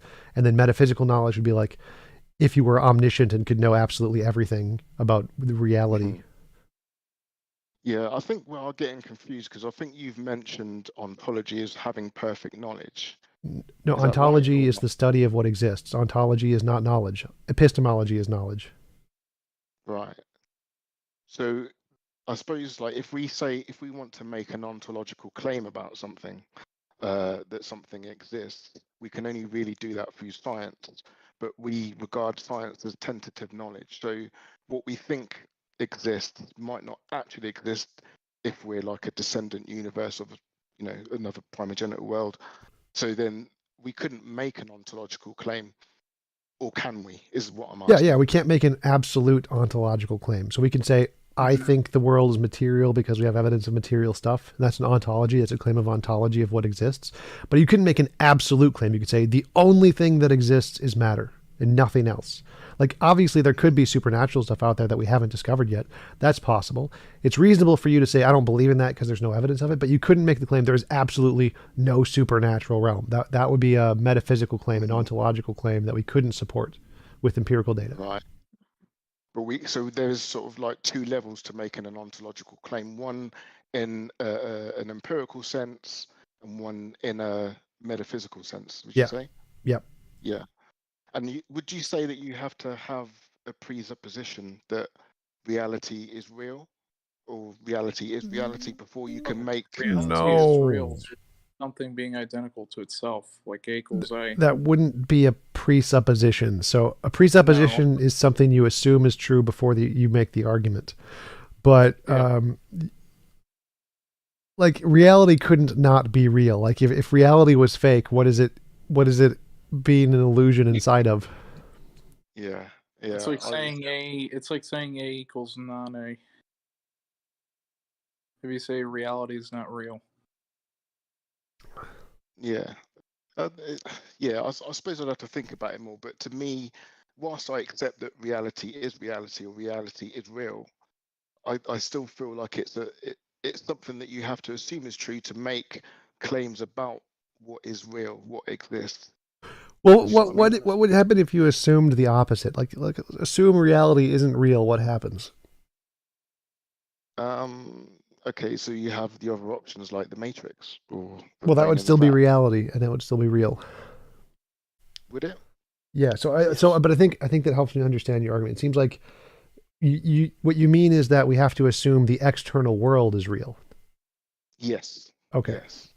Because obviously, if we were in the Matrix, then everything that we experience is not actually real. It's real to us the way we experience it, but in the true primogenital world, it's not actually real. So we can't make an ontological claim unless we assume that reality is reality. Right. So we can say that it gives us some evidence that reality is like this, but it wouldn't give us full evidence. So we could say like empirical evidence that we experience TVs and stuff doesn't prove we're not in the matrix, but it does give us evidence we're not in the matrix. So it doesn't give us 100% certainty, but it does give us some evidence. It gives you good reasons to believe. Yeah. Sure. And obviously I accept it. I'm just trying to challenge my own perceptions of things, really. Sure. Yeah. But no, thank you for that. I appreciate that. Yep, no problem. Hello. Hello. TJump, can I have a quick question? Sure. Pay me $50. My question is simple. When you say there is no evidence for let's say a creator. Yep. What would you deem to be sufficient evidence? Anything that can differentiate imagination and reality. Elaborate. What do you mean? Anything that can show that. If we stick to reality, how would you realistically provide you with evidence for a creator? Novel testable predictions. Not only that, like a deductive proof that could work for me. Like if you could show a deductive argument for a mind existing outside of time as also the creator, then I might be convinced. But most of the arguments for such a deity are like flawed internally with the premises. Well, okay. Do you want me to be more specific? So, like, please. A novel testable prediction is predicting something about the future we don't know yet. So, like, if I said if a god exists and I pray to a god, and every time I pray he will give me a gold brick, and I pray and a gold brick appears, and I pray again and a gold brick appears, that's evidence of a god. That if I do that enough of those, that would convince me God exists. But that would make a god subject to your whims. No, it's just a novel prediction. So it's just an example. A novel prediction. I know, but the example suggests that a god would have to respond to your wishes. No. So this is an example of a novel testable prediction. A novel testable prediction is anything about the future we don't know yet that comes true. So prophecies, if you could make consistent prophecies, that would be a novel testable prediction. If you can predict the way what the economy is going to do, that'll be a novel testable prediction. A novel testable prediction is anything about the future we don't know yet. This is me predicting a gold brick is just one example of something. Like, we don't know that a gold brick would come into existence, and so if I could predict that, that would count as evidence. Okay, fair enough. But that suggests that if a god existed, he would have to. I'm just using he for linguistic purposes. He would have to basically predict something for us in the future, such as the economy or whatever that you mentioned. Right, most gods do. Like the Book of Revelation is all about predictions. Okay, but clearly that wasn't enough for you. Well, because they're false and they haven't occurred. So, okay, like, if all of the things in Revelations and all of the things in the Bible were very specific predictions, that would be good evidence. Like, for example, Hinduism has the best evidence of a god because it predicted the age of the earth. It says the age of the earth is 4.3 billion years. And it was really, really close. It's 4.5 billion. So that is real evidence of the Hinduism god. It's not very good. It's like one thing. If there was a whole bunch of those, that would be really good evidence. So that counts as evidence. The fact that it could predict facts about the world that we didn't know yet and got them right is evidence. Fair enough. It would be some evidence. However, I'm not sure it's fair to insist that this is one of the necessary evidences that one must produce, because that suggests that I never said that. So I said anything that can differentiate imagination from reality is evidence. This is the one that I know that can do it. So this is what, when you ask what would I be convinced by, this is it, because this is what I know. You could present any other way you want. If you can show that it can differentiate imagination from reality, it'll count as evidence. So I never said this was the necessary condition. This is just the one that I know about right now. Okay, but I think we should discuss necessary conditions, because the necessary condition is you need some way to differentiate imagination from reality. That's the necessary condition. Okay, but I don't think that's a fair proposition, because obviously no one is suggesting anything imaginary. So what do you consider to be realistic proof? So like when I say you need something that can differentiate imagination from reality, people make stuff up in their imagination all the time. Thor, Zeus, Hindu gods, Atlantis, Bush caused 9/11. Okay, People make stuff up. So you need some way to differentiate the made up stuff that people just made up in their head and the real stuff that's true independent of people's heads. That's what this means when you need some way to differentiate imagination from reality. You need to show some way that what you're saying isn't just stuff you've made up in your head. That's what it means. That's what evidence is. I understand. But the point is, so why would that be an unfair criterion? How do you determine? I already answered that. I already told you novel testable predictions, but you wanted the necessary conditions. The necessary conditions. Me a necessary one. No, like what is personally for me, empirical evidence works. That is not the necessary condition. That's just one of the possible ways to do it. There could be infinitely many ways I don't know about that could also do it. So the necessary condition is you need to provide a way to differentiate imagination from reality. I don't know all of the ways to do this. I only know of the ones we've demonstrated so far in science. So if you could provide a different way that I don't know about, that would be fine too. But the necessary condition, which applies to all of them, is it has to be able to differentiate imagination from reality. Okay, but see, you use science. How would one use science to prove that there is a creator? Novel testable predictions like the gold brick, which I told you before. Okay, but again, that's not necessary though. Again, wait, stop. You're not understanding here. So necessary is differentiate imagination from reality. Science isn't necessary. Science is just one way to do this. Does that make sense? So science is not the necessary condition. Science is a sufficient condition. Prove God, though, is it? Science couldn't prove God, could it? It could give enough evidence to convince me there is a God. Yes. Okay. All right. Science could give enough evidence that there is a God. Could you give me an example? How I did. I already did. By giving predictions. But the problem with that is that suggests that if there is a creator, then that creator must give predictions or else he does not exist. No, you can give predictions. You can say, if God exists, this will happen in the future. So there needs to be something God's going to do in the world that we can see. Like if you die, here's an example. Here's a really good example. You die, you go to heaven, you meet God. That's a novel prediction. That's not even prediction. You die, you meet God. That's it. There's no predictions to be had there. Oh, you mean me dying and coming back or something? No. I mean, like literally, when I die, my soul will go to heaven and I will meet God. That's a future prediction about something we don't know yet. So in the future, I will die, and when I die, my soul will go to heaven and I will meet God. That is a novel, testable prediction. How is it testable until you die? It's testable after I die. So when I die, that will be the test, and I will see if I go to meet God. That's the test. It's not repeatable. Okay, but what's the point of even bringing that up? I mean, that goes without that would saying. be evidence. So again, evidence is novel testable predictions. A novel testable prediction would be is when I die, I will meet God. That's a novel testable prediction. So that's literally meeting God. What's that? You're talking about actually seeing God there. What do you think the word prediction means? Huh? What do you think the word prediction means? I understand what the word prediction means. Okay. Tell me what you understand the word prediction to mean. Okay, let's not be silly now.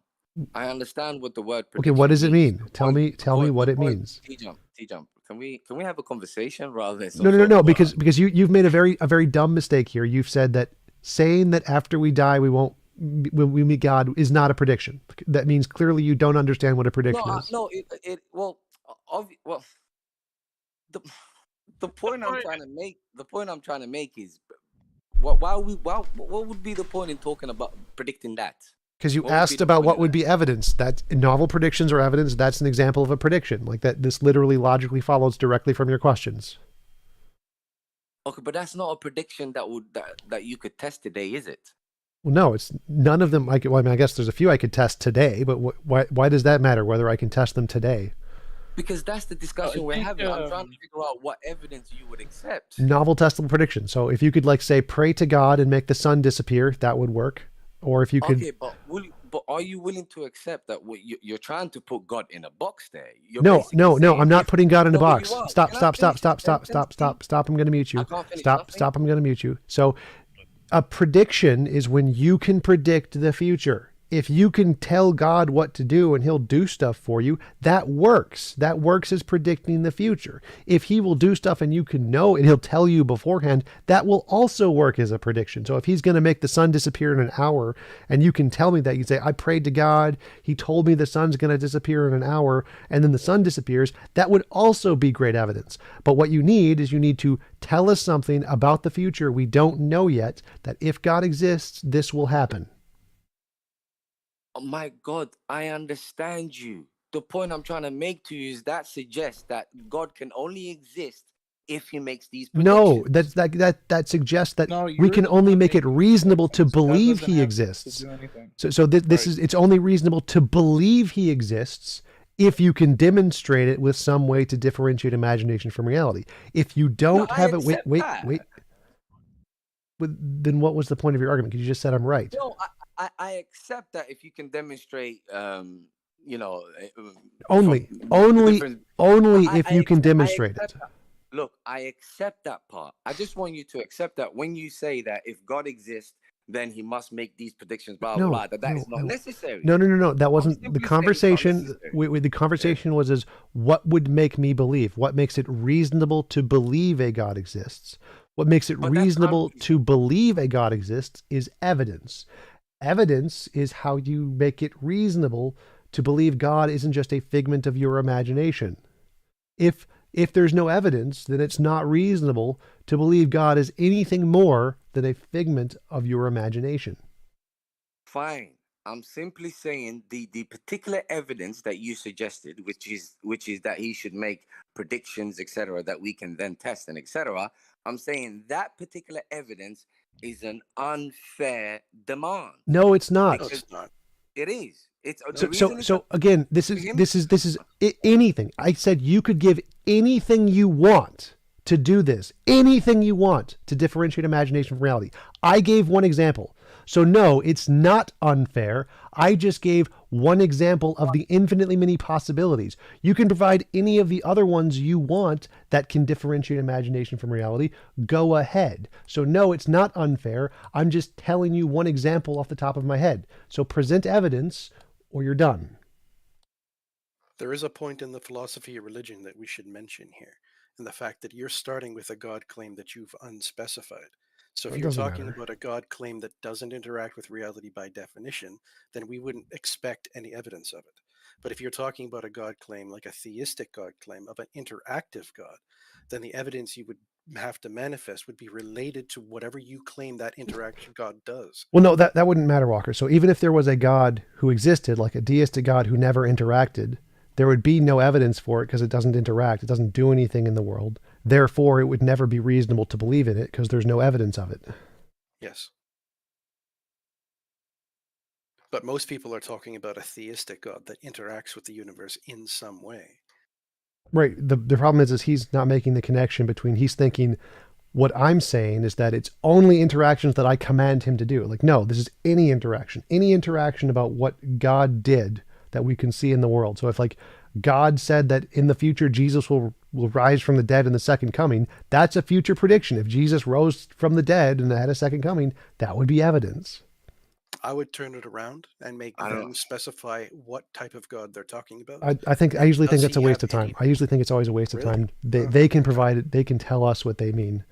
But well, if they're describing a useless God, there's no discussion. It doesn't matter. Like they can make whatever argument they want to make. I mean, the one question I had is what evidence do you guys accept? And, I've told you like multiple times. I understand, and it seems to me that the one evidence that you've told me wrong. That's where you've made a mistake. Every time you say the one evidence, stop. No, I've told you infinitely many. There are infinitely many possible ways to differentiate imagination from reality. One of those is science. You only told me one. No, you can tell me. Like I said, any way that can do it. You can provide any way. If there's any way that you can show that can do it, I will accept it. I only know of science. Science is the only one I know of. There could be more until you can present it. Then it's evidence once you can present it. So there's infinitely many possibilities here. All they have to do is one thing: differentiate imagination from reality. The one I know that can do this is science. I'm sure there are infinitely many possibilities, but how many possibilities have you actually given me? The one I know of is science. So until you provide a different one, science is the way that's going to have to do it. All right, scientifically, how would I provide you evidence? Novel testable prediction. We've already answered this. So again, you've only given me one possibility. Right. So Science is the one. Okay. Next person. We're done with that. Listen, dude. He literally didn't understand what you were saying. I kicked him out. He's gone. He's gone. Listen, dude, you're gonna get server muted. Move along. Can I call you Darth Jump? Well, I have a do couple better than questions, when you're ready. Dawkins. Sure, go ahead. I have like a couple of short questions, or I kind of have like a long series of questions, depending on how much time you have. Start with any question that I don't like long questions. Start with short questions. Okay. I wanted to know if I was watching another one of your talks with Richard Brown. Yep. And it was the one about the normativity of logic. God damn. And I was curious if they did some type of a survey of kind of the expert logicians, and that survey yielded results that kind of agreed with Richard Brown's position on the normativity of logic. Would that be sufficient for you to adopt his position? I don't understand his position enough to be able to adopt it. I guess I'm positing, let's say you still don't understand it, but you understand enough about the survey of the logicians to know that the experts all agree with him. I'm just asking if that would be enough. Well, I couldn't adopt it until I could understand it. So it would be impossible for me to adopt his position until I could understand it. Like I could say I adopt Richard Brown's position, but I would have no idea what I would be adopting there. I'd just be like, right. Yeah. Right. I get that. Would that be the same in like assuming that you don't understand the totality of like theoretical physics and such? I'm assuming that you still hold to what the majority of the experts agree with in that field. Yeah, I think they're right. They know more than me for sure. But you see what I'm getting at here. I'm just trying to find out kind of what the truth maker is here. And I know you often do say that kind of, you put a lot of weight in the truth maker is the correspondence to like reality. So yeah, it's reasonable to always say the experts think this, so it's more likely they're right than a non-expert. That's a reasonable conclusion to make. And I usually go with the experts, except I reject their view on morality because I think mine's better. But it would be more reasonable for other people to be like, oh, the experts say this, and they could go with the experts. Like that is a reasonable thing to do. I guess I'm trying to kind of find, because I've seen a good amount of your content, and I'm kind of trying to figure out. So, for instance, like on S5, if the majority, well, my problem with S5 is my problem with S5 has nothing to do with the logic. The logic behind it is perfectly fine. The problem is the semantics, which are used to confuse people, because it has nothing to do with the logic. Right. I'm just trying to find out that. If you put enough weight in kind of these large scale surveys of the experts at a given T, if the majority of logicians agreed with S5 at a certain point, would you then say, okay, I have to sign on to the consensus? No, but I'd say that would be the reasonable thing to do. Like you don't have to do it, but again, this is so again, the reason I accept the consensus in all those is because it makes sense in a lot of these. If it's something that doesn't make sense, I usually don't accept the consensus. I just say they're probably right, even though I don't understand them. But well, and maybe I'm using truth make. Sorry, go ahead. Well, truth maker is like the thing that is why it's true. So it's true because it corresponds to reality. The truth, like bearer, is like the sentence of what is true. The sentence is what. The sentence is true. The truth bearer is the sentence, and the truth maker is what makes the sentence true, which is the fact it corresponds to reality. But none of that, I don't like. Is there any value to your question? It doesn't seem to have any meaning or purpose. Like, is the consensus evidence? Yes, the consensus is the best form of evidence we have. You should go with the consensus, pretty much everything, because they're the most qualified people. Yeah, that's why would you say I invoke Jay Dyer. Would you say it's necessary but not sufficient, the consensus of experts? For what?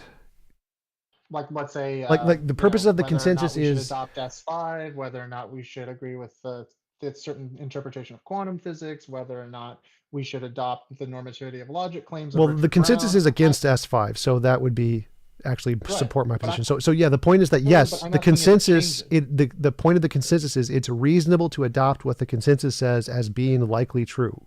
It has nothing to do with whether or not it is true. It's just saying, is this a Right, reasonable position to adopt because they accept it? Yes. And you're saying that if in 20 years the majority of logicians agreed with S5, you would still not adopt the position But it would be for your own reasonable for personal people to reasons, accept it but you would because say that yes, that's perfectly fine. but you would say it would still be reasonable, and then you would be unreasonable at that point. No, there could be other reasons to be reasonable and reject it. So is ultimately the truth bearer going to be kind of your own ability to understand these things from your perspective? No, again, this is irrelevant. So the truth bearer is the sentence. Saying a sentence is the truth bearer. The sentence is the truth bearer. Any sentence can be true or false, so it bears the truth. It can be true, it can be false. So I don't think you're using the terminology right. So again, your question here is completely irrelevant to just anything. Like, yes, the consensus is evidence. That's the final answer. Okay. And so I'll just move on from there. But you talk about the novel testable predictions a lot, and can a theory that produces novel testable predictions still be an incomplete and incorrect theory? I don't know what you mean by incomplete, but yeah, obviously, like Newtonian mechanics did that. Right. Exactly. So we could be in a predicament where we're getting novel testable predictions, but our underlying theory is incorrect. Yeah, that's called fallibilism. There's the consensus in science and philosophy. Okay. I agree. Okay. So, like, for instance, that last questioner, he was saying, like, I think his question was something along the lines of, like, what would you believe, what kind of evidence would you accept for a god? Yep. You said novel testable predictions. Yep. But obviously we could have novel testable predictions that are still based on a totally like incomplete or incorrect theory, right? Yeah, you can say, I believe in God. If God exists, he'll give you a gold brick when you pray for him. You pray for him, there's a gold brick. But actually it was done by aliens. Right. So novel testable predictions in and of themselves are maybe necessary, but not sufficient. I think you have those terms backwards. But the point here is that you don't need certainty. You do not need certainty for knowledge. So you can believe in a God. It could be wrong. It doesn't make a difference. So it's still evidence of a God. If you predict gold brick appears. The fact that it could be explained by aliens doesn't matter. It's still evidence of a God.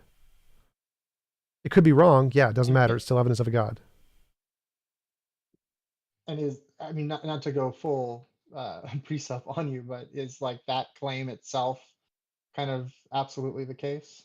Is what claim? You don't need certain. No. Like, are you certain that you don't need certainty? Well, there are people who are infallibilists, and infallibilists take the position you do need certainty for knowledge. It just depends on your definition of knowledge. But you should check out the consensus in science and philosophy. What does that have to do with precept? That's just. I'm just asking if you need Are you certain that you don't need certainty? Depends on what your definition of knowledge is. So I would say go bother the I'm philosophers. asking for you. Depends. Like I'm a fallibilist, so I say no. You don't need certainty for knowledge. And you're certain about that claim. Am I certain about no? And I don't need to be. So you're uncertain that Yeah, you don't. it's possible that you do. It's possible that you do absolutely need certainty to have knowledge. I don't know. I don't think that's the case. But I think you don't need certainty to have knowledge. Am I certain about that? No. Do I need to be? No. So that's perfectly consistent. Fair enough. Thank you. Yep.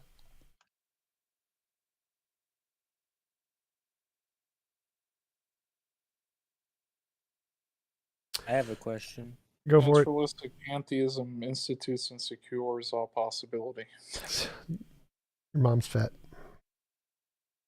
Actually, if you have a sec, I have like a series of yes or no questions. I'm genuinely curious kind of where you land on some of these. Well, like Dam though had a question, I think, right? Okay. Yeah. If it's a little bit off topic. I mean, it's about God. Just go ahead. What's the question? If there was a God, why would it revolve around humans? Because it's crazy. I mean, I kind of find that a little bit narcissistic of us. Yeah, it's far more likely that people made up gods and we invented their motivations. That's a far better hypothesis. All right. Well, I guess I have nothing else to add. All right. Thanks. Next question. Or good faith, you want to ask your next question? I just had a series, and you can stop me like at any time. I just kind of had a series of yes or no questions, and I was just kind of curious where you fall on them. We do have other speakers, so like ask one at a time and we can change. Sure. Well, I guess if anyone disagrees, but they start kind of very general. They get more specific. Go. Go with the questions. If everyone believes X, does that make it true? No. If a belief helps you survive, does that mean it's true? No.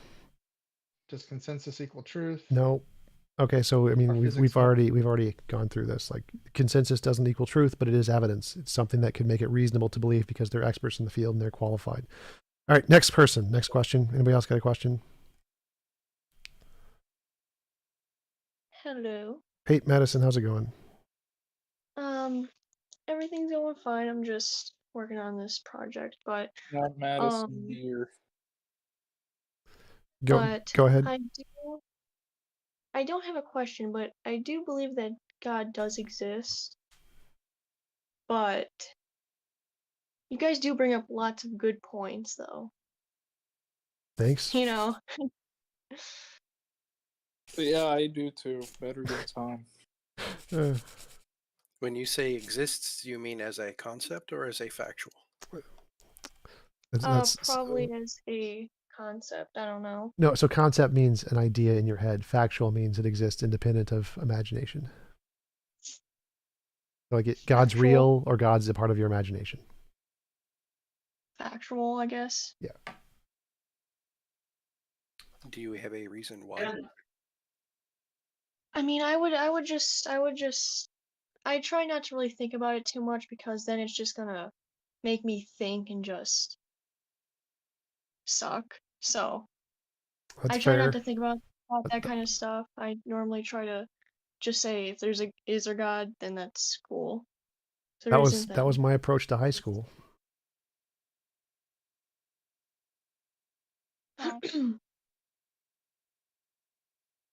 Hey guys, I have a question for you, TJump. First of all, I don't mean to interrupt you. Go ahead, Breaker. You were first. Breaker, you were first. Go ahead. Okay, thanks. First of all, I want to say, TJump, I've been listening to you since you first started doing this, and if I had money, I'd give it to you. You're fantastic. Thanks. I've appreciated your content so much. Like you have a way of making things that are really complicated, so that even someone like me can understand it, and I really I appreciate that. Thanks. I want to know. I've been trying to think about this. I've been thinking about this argument, and I just wanted to know if you thought it was valid. Which is that I've noticed, when I look at contemporary religions, that I can sort of figure out where they're coming from. Like modern day cults and even like something like Mormonism. I think that they're all invented by either crazy people or people who are trying to scam for money and power.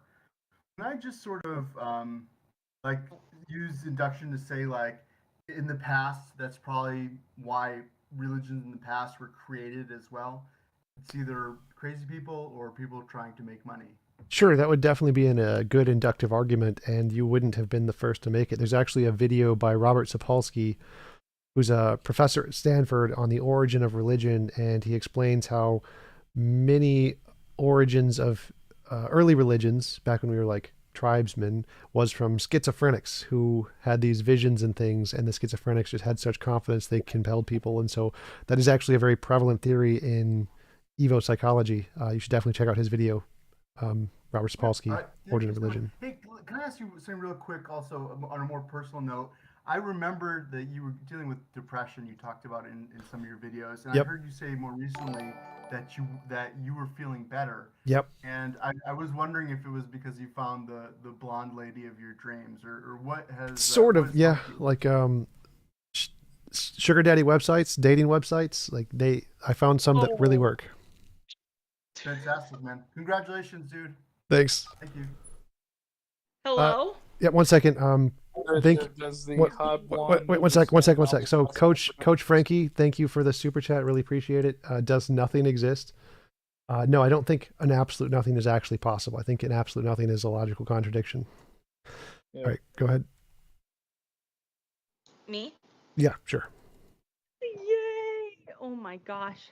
I've been waiting and then I left and then I came back and I'm like, I'm gonna try this one more time and see if it works. Okay, so first I just have a couple questions for the people that are here as the ones that we're debating with. Are you guys atheists? Agnostic? Are you all atheists? We're mostly atheists. Okay. So then you believe in science. You're not in between. You believe in facts. You believe in science. Sure. No, not necessarily. Science is a methodology. You don't believe in science? I think she's just asking. What does it mean? I keep hearing this. What does it mean to believe in science? I What- use science for some of my arguments. So, but I think that means that is science a way to give us truth about the universe? I think yes. Science is.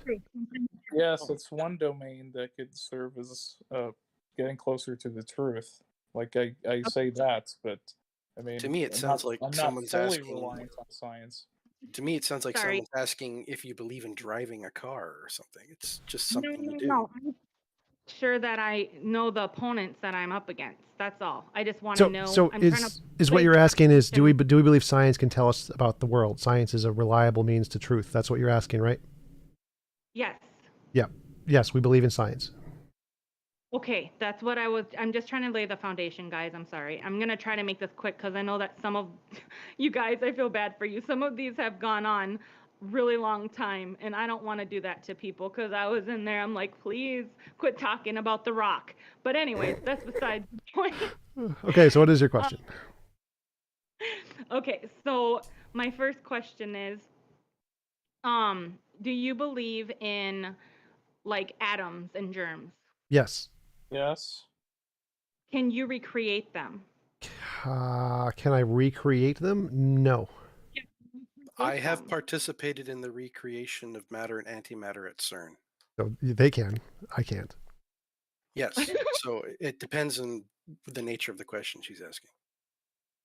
I'm just asking if you can create something as small as an atom Yes. or germs and stuff like that.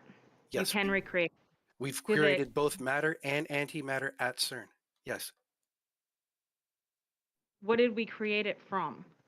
Energy. Something that's already created? Yeah, we made No, it from other energy's stuff. not created or destroyed. It's just there. That's a good answer. So yeah, we've used other stuff to create matter. So we combined energy in such a way in a field to create matter. Okay, so you use something that was already that was already there. So Yep. it was already created.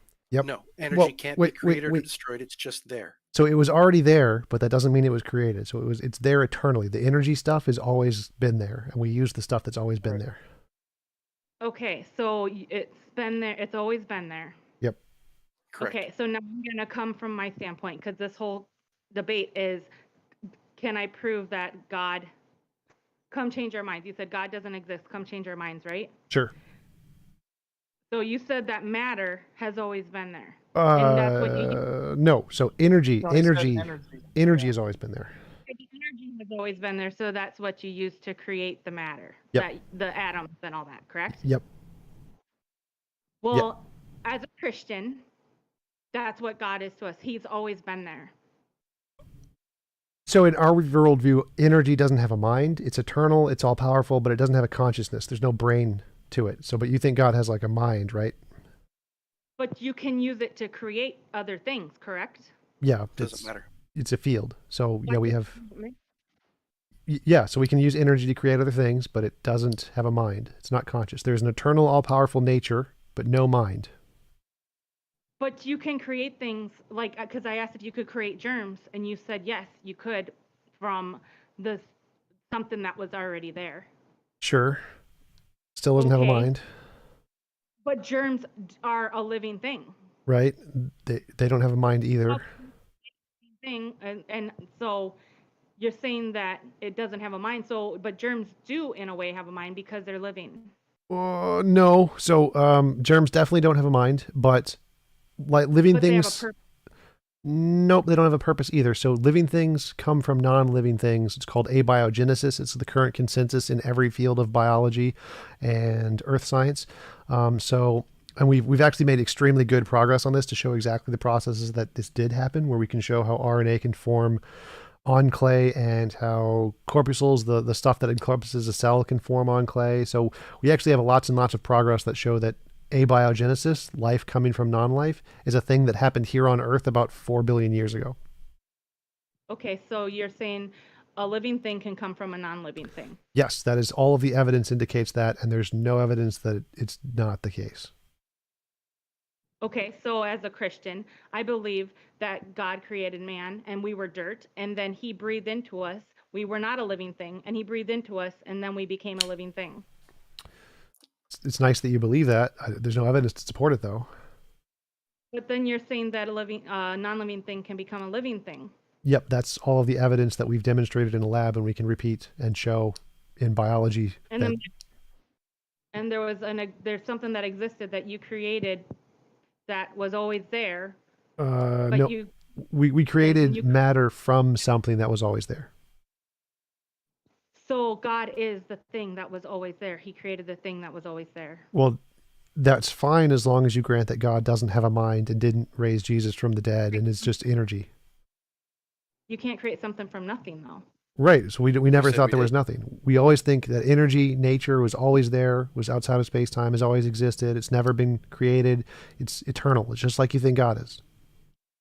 Yes, God is eternal. Yep. And he's always been there. Just like that thing that you created the germs and the atoms with was always there. Right. That's my argument. Right. We agree. And That's thank called... you guys for thank you for letting me take time to explain my debate with you. Sure. We just disagree that it has a mind. Lovely day. Yeah, you too. You too. Goodbye. Next question. Tazzy? Perhaps a question that we haven't heard before. I think that would make it like impossible. That would then end the debate. You should have seen it at the beginning. If you don't mind, yeah, go ahead. Next question. Yeah. Can a theory that produces novel testable predictions still be not wrong? Be able Yes, to you've already answered that. No, it's a different question actually. Okay. Sorry, it starts the same. Can a theory that produces novel testable predictions still not be able to differentiate imagination from reality? Not exactly. So like we accept in science novel testable predictions can differentiate imagination from reality. So if you're saying there's some other criterion you could use, like if you want to make up a different criterion that's more strict and have some other method, that would be fine. And it's possible you could come up with some method, but until then, no. At the current time, there is not actually a possibility until we have a different method that can do it better. And then in my previous instantiation of this question, you said yes to this question, that a theory that produces novel testable predictions can still be an incomplete and incorrect theory. You had said yes to that. Right. So with the okay. So it's obvious, like, yes, like a theory could be wrong. Like our current standards for what qualifies as differentiating imagination from reality could be wrong, but you would need to demonstrate a new standard that actually works. We don't have that. But you could then demonstrate a standard that itself could also be incomplete and right. So just like how Einsteinian general relativity replaced Newtonian mechanics, which was replaced by quantum mechanics. Yes, we're always making progress. Okay. And then if I can do a little more of the lightning round questions, if you're willing. Yeah, we'll wait for if someone else has a question first, and then we can go back to more of those. Okay. Duck, you got a question? Yeah, to unmute Duck. Oh, he left. Who else joined? Like Dan, though, did you come back for a question? Duck went over to hang out with the Black Swans. Frank, Frank, you're lighting up. I guess I could add something. There was a old philosopher who said I think, therefore I am. Descartes. Renee.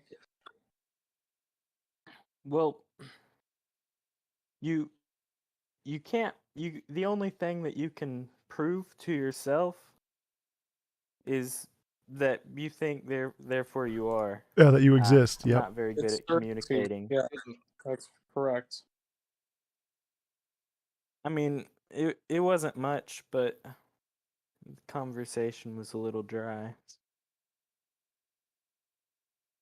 That was awesome. Cool. Okay, cool. So Yes, TJump. you can know that you exist. Yep. Hey, how you doing, man? Hey, Frank. Hey, what's up, man? Just wanted to know what do you think caused the quantum field to give rise to the universe? Like, It's part of what its was nature. the So I think part in of it, its nature? in its nature, it has fluctuations inherently, and so those fluctuations gave rise to the universe, kind of like how virtual particles in the Casimir effect give rise to particles and antiparticles. The Big Bang was just a really big instance of that. Okay, that's all I wanted to know. So, Yep. get back to it. Also, public service announcement: if anybody wants to be a mod on the server, sub to my Patreon $5 level, and you can host stages and do stuff. All right, next question. You're a nominalist, right, TJump? Yep. Gotcha.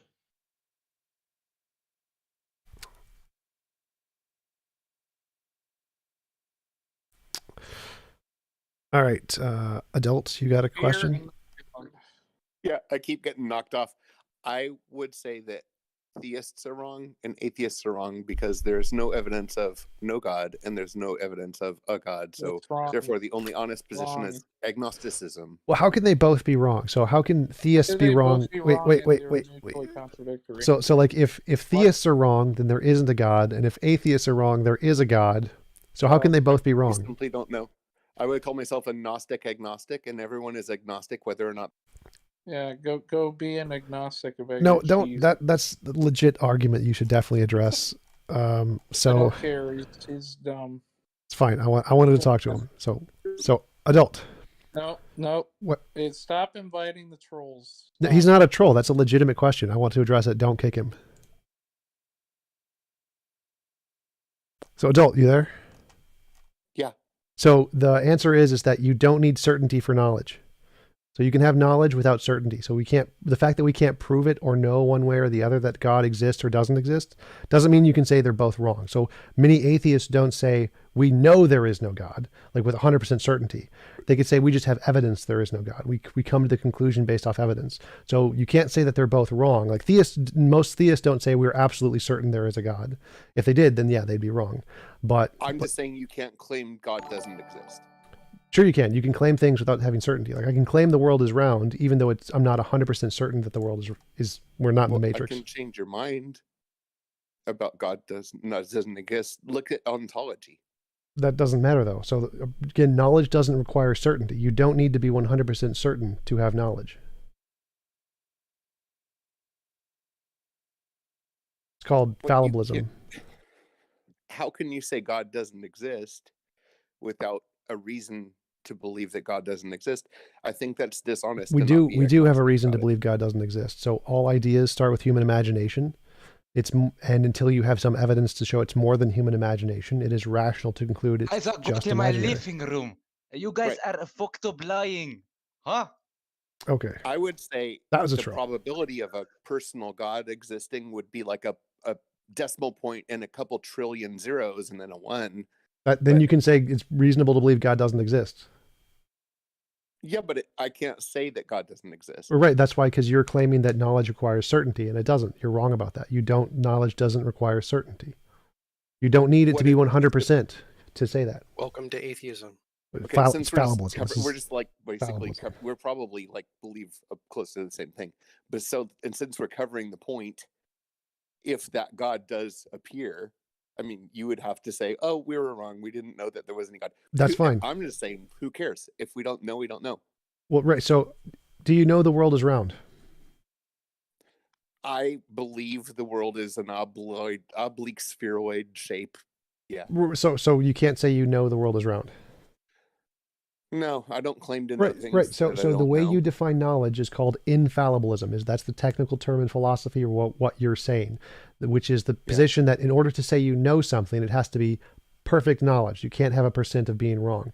That position is the minority in philosophy and science. Most philosophers, most scientists say, yeah, that's not how we define knowledge. You don't need to be That helps 100%. me understand how I'm thinking then, I guess. Yep. So I would say Google fallibilism on the Stanford Encyclopedia of Philosophy, because it will give you a complete explanation for fallibilism and infallibilism and show you how to differentiate between the two. Okay. Can I ask a follow-up about that? Sure. Sure. Like in that very conversation, right, you were appealing to the minority and majority view of the experts on that topic. Yeah, But which when is I still was evidence. pressing you about, but when I was pressing you about how you would personally change your opinion based upon the experts of something that you currently find contentious, you kind of said on one of them no, but it would still be reasonable to. Right. So if I have other reasons that I reject the consensus, like I do on my morality, then acknowledging the consensus is there means it's good evidence for other people. You can say that's a reason that you believe. I don't, because I have different reasons which goes against them, and I like those reasons.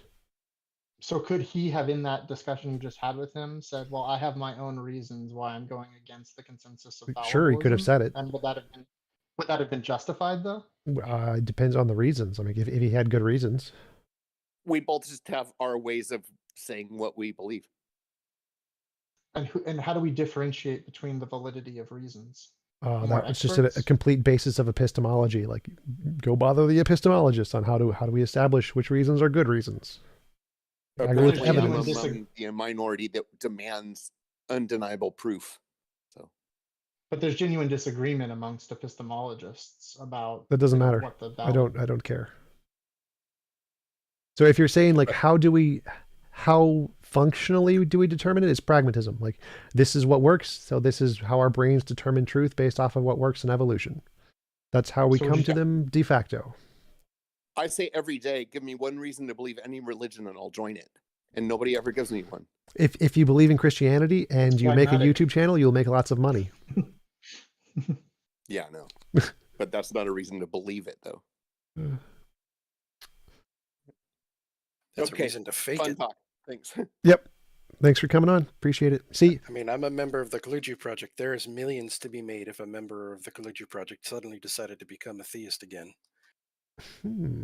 That's a good My point. morality won't allow it, though. All right. Anybody else got any questions? I think pre-joined. I have a question. Sure. If a quantum field can exist outside of space and time, why can a mind not?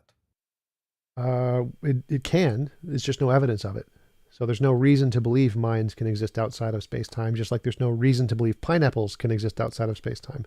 But we do have evidence that quantum fields can exist outside of space-time. Okay, thanks. I'll look into that evidence. Thank you. Yep. Wanted to say, Adam, thanks for the super chat. Do rubbing magnets together presents an argument against flat Earths? Sorry, does doing what? It's a question about my flat Earth debate with my radar thing. I'll have to think about it more. But all right, question. Somebody else got a question? Let's see. Fear inoculum. Did you have a question? Yeah, sorry. This is really quick about the I think, therefore I am. Sure. The argument that because it makes sense to me, and I'm not very good at philosophy. Science good, not very good at the philosophy side of things. So it makes sense to me. I think, therefore I am. But the counter that I heard, and I didn't know how to explain it properly, was that I is the subject or something like that. I don't know if you've heard it before. Yep, it's comes from Bertrand Russell. So Bertrand Russell, so Descartes started with this argument, I think, therefore I am, to argue for Cartesian dualism, that there is a soul and the material stuff. And Russell pointed out that, well, no, the I doesn't, the way that he used it to support idealism was that he assumed that in the I was a soul. But the I doesn't tell us what it's made of. The I could be made of a soul, or it could be made of matter, or it could be made of just idealism. So just the I saying, I think, therefore I am, doesn't tell you what the I is. And if you presuppose what the I is, then you're begging the question. That's the problem here. this doesn't refute the fact that you exist. You still exist, regardless of whether or not you're made of matter or dualism or idealism. You still exist. So if your argument is just, I think, therefore I am, therefore I know I exist, that argument doesn't apply. It doesn't refute the argument. It just refutes it if you say you know that you're made of material or idealism or dualism. Oh, okay. I get what you mean. So it's, yeah, okay. Thank you. Thank you very much. Yep. Can I ask a follow-up to that? Sure. I've also heard a critique that says that in the cogito, you can pretty much say that thinking is occurring, but that's it. It's the same What do thing. you, how So do you thinking, respond to the that? thinking and the I are synonym. So it's just a different way to phrase the exact same thing. You still get the same conclusion. It's still justified to say the thinking exists if you just don't call it I. You're just changing the noun. And you don't care about like a. I've also heard some syllogistic critiques to it that the conclusion is in the premises. Do you respond to that? It's the form of the argument is irrelevant to the conclusion. So it's essentially your experience is the evidence. It's not the structure of the argument. So I think this actually says this on the wiki and the Stanford Encyclopedia, that the knowledge doesn't come from the form of the argument. You're not saying, oh, I looked at this argument, therefore I know I exist. It's you have a direct experience and you're just describing that through the argument. So the argument is irrelevant to the truth. It's not the truth maker. It's the truth bearer. It's a descriptive statement. You exist, and the truth maker is your experience. Is there anything that precludes a potential hive mind? Like, is it possible that No, in that the would still be cogito- be true. You would still just the I would just refer to the hive mind.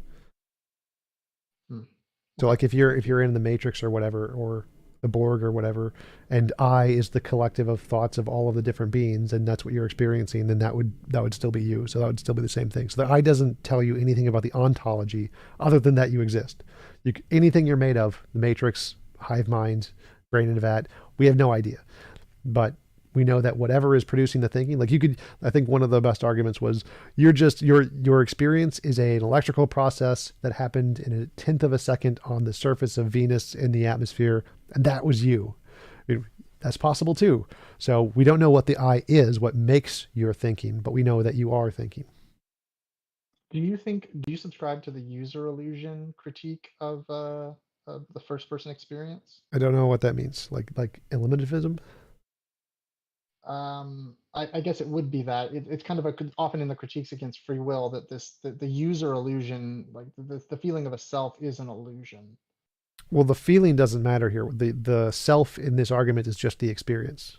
So the feeling is irrelevant. It wouldn't make a difference. As long as the experience is a thing that exists, then you exist because you are the experience.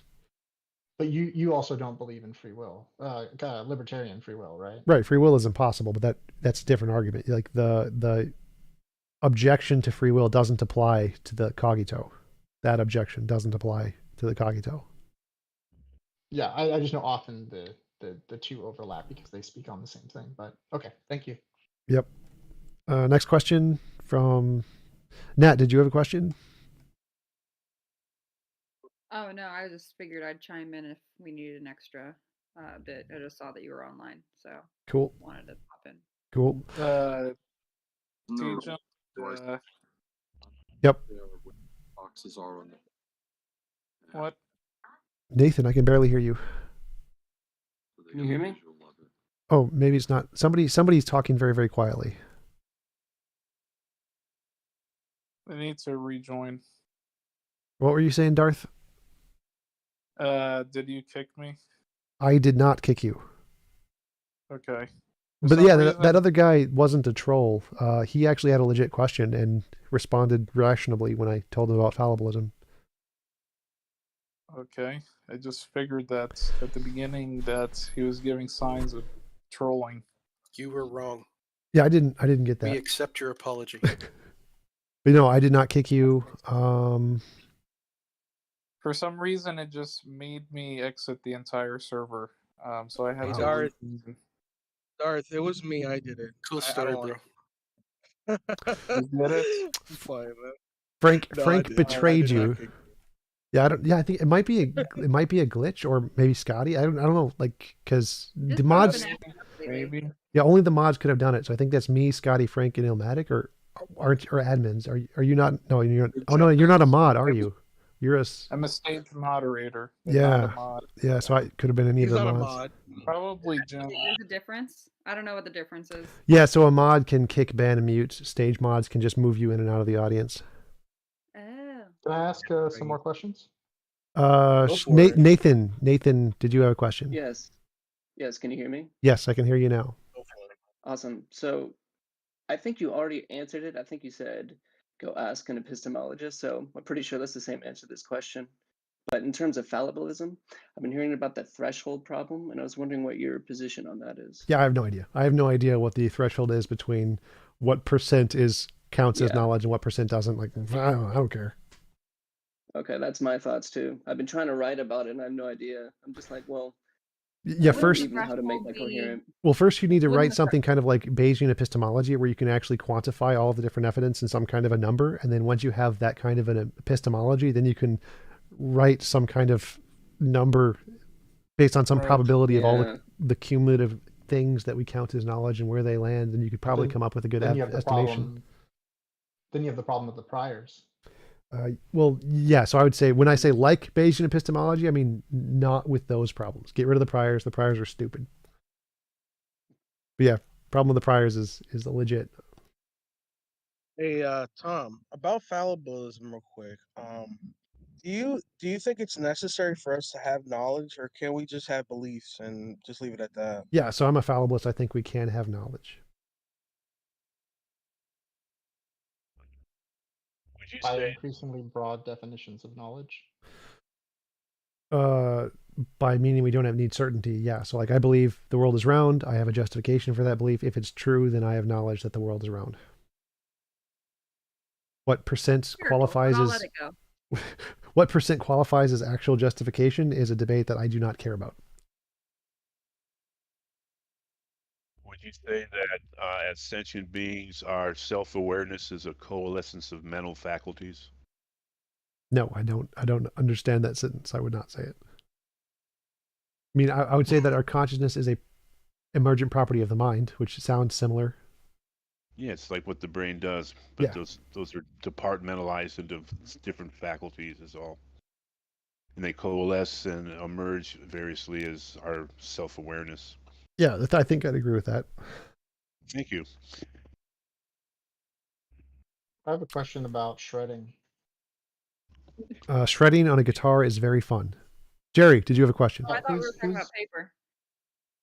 Who's your favorite shredder?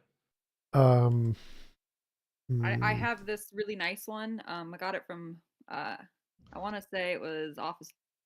I will give you guys something to go up look on YouTube. There's a French guitarist named David Michaud. Take a look at him. He's made videos on YouTube for like 10 years, and some of them are like the best guitar improvisation ever. He's amazing. He is absolutely amazing. How do you spell that? David Michaud. That does not explain how to spell it. Show, like my show, just say Michaud instead. So okay, so how do you spell it? MESHOW. MESHOW. So yeah, I had an I in there, so that didn't help. Yeah, so I think like I like Kafir Ocean. I like his music the best. I don't think he's the best shredder, but I like Steve Vai is probably one of my favorite shredders. Yngwie Malmsteen is really good. Joe Satriani is, I don't like his stuff, but he's really good. All the classic guys. Yep. I mean, there's definitely a lot of YouTubers I like a lot too. Like Dr. Vossi. Dr. Vossi is amazing. Dr. Vossi? Yeah, Dr.VIOSSY. His Moonlight Sonata is just insane. I'll check that out. Have you heard Polyphia? Yes, Polyphia. Yeah, I like to say it Polyphia. Tim Henson. Yep, he's really good. Their Goat song is my favorite. Everything else, they all kind of sound the same, but it's really cool. Yeah, that's a common critique of shred music. What about, have you seen The Do, the guy on YouTube? Yes, freaking annoying. Him and Davey 504. Dude, The Do shreds. Unbelievable. Anyway, questions related to the topic. Jerry's been in here. Yeah, hi Tom. Hey Jerry. Nice to talk to you. I've heard you say, and this is more related to free will, if that's okay. Sure. I'm not a theist or anything, but I just caught something in the way you phrased it before. Sure. And I wanted you to maybe flesh it out a little bit. I think you've said that it's either like determined or you have Random. randomness, right? Yep. And that's really not a dichotomy. And I was wondering, doesn't that leave room for other options? Nope. So Could you explain that? every decision you make, imagine there's a decision X, you choose between A or B. Either you did it for reasons, so like one had a 56% reason to go to that one, and so you picked it for that reason, or you had no reason. So it was either 50-50. So either it was 50-50 or 0-0, and you just picked one at random. Stop interrupting, Rolo. So there's no way for it to be anything else. Either there's going to be a reason that leads it one way or to the other, so it's like 51-49 or whatever, or it's going to be no reason, and there's exactly the same probability on both sides, 50-50, 0-0, and you just picked from some random quantum fluctuation. There's no third option there. There's no way to get it so that it's not either going to be, when you go back in time and you do it again, either it's always going to go to the one that has the higher number, or it's going to switch for some random reason. And those are the only two possibilities. There's not a third option there. Okay, I think that helps. I guess I'm just wondering, because I think I lean more towards like a soft determinist, and I don't remember what your position is. Are you more of a hard determinist, or By I guess I just want to soft hold on to the fact determinism, that I think do you mean like I mean that, compatibilism, soft determinism? well, that I feel like I have a little bit of ability to control my life and things like that, and that it's not all like hard determined, like um, based on your genetics and based on your environment, that you have some conscious control over your life. Nope. I think that it's all just matter and motion. We're determined by our environment. I don't think there's anything. I don't think it's possible to have any free will. There's randomness. It's like quantum randomness, and in that sense, it's not entirely determined physically. So in life, you don't feel like you've made choices that make any difference? They're not your choices you've made? Nope. I think that they're completely determined by nature, and I don't have any choice in them. And if I went back in time, it would have happened the same way, and there's nothing I could have done about it. So that's what I think of is if free will was a thing, that would mean that we could go back in time and every single property could be the exact same, and some choice thingy could allow us to change the decision. But I think that if we went back in time, it's going to happen the exact same way every single time, and there's nothing we can do about it, or there could be some kind of quantum fluctuation that occurs that causes us to change, but neither of those allows for a choice thing. I don't think there's a third choice option there that allows us to go back in time and then switch. Can any choice made be manifest in the real world without the firing of muscle tissue? Yeah, I mean, our brains don't have muscle tissue, so none of them do. So how's it made manifest through in the world? Neurons firing. There's no muscle tissue in the brain. Yeah, but you have to speak it. To be manifest in the world, it has to be spoken or written. No. So there are machines that you can put on somebody's head that can read their senses and fire a servo, and the servo can do it. No muscles. Okay. Awesome. I meant by manifest as communicated to another sentient being. Are you asking about like language barriers between different beings? I'm talking about communication between discrete and individual sentient minds. What you're saying is how can any idea or decision we have be expressed in the world without muscle usage? Bingo.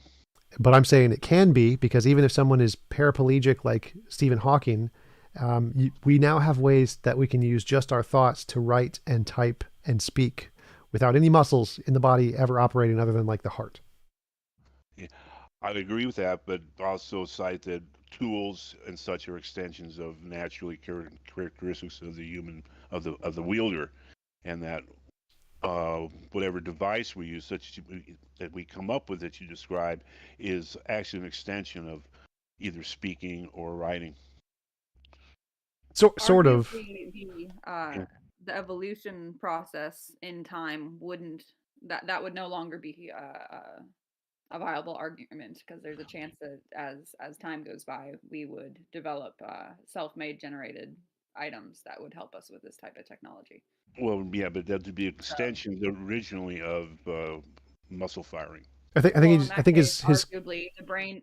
In that case, arguably the brain is in fact initially an extension of muscle fibers. If you want to involve evolution and are slow at I think he evolution. just means that we can't directly communicate thoughts. We need some medium which requires muscles. Yeah, and it supports my idea that everything's physical, including thoughts. I agree. I agree. Thoughts are physical. Okay. I'm with you. I'm sorry. I mean, you can read an ancient book that's 3,000 years old, but someone sat down and wrote it, had to push the quill. So, you know. So, Rolo, you're up. What do you want to say? You're not talking. We can't hear you.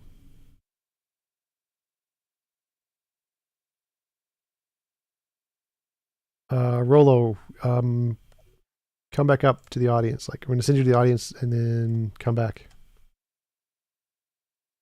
I can't see him. Oh, there he is. Invite to speak.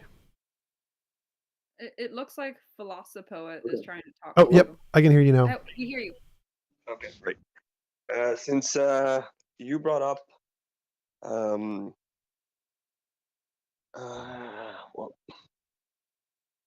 my question is about morality, and what's your argument about involuntary imposition of will, something like that?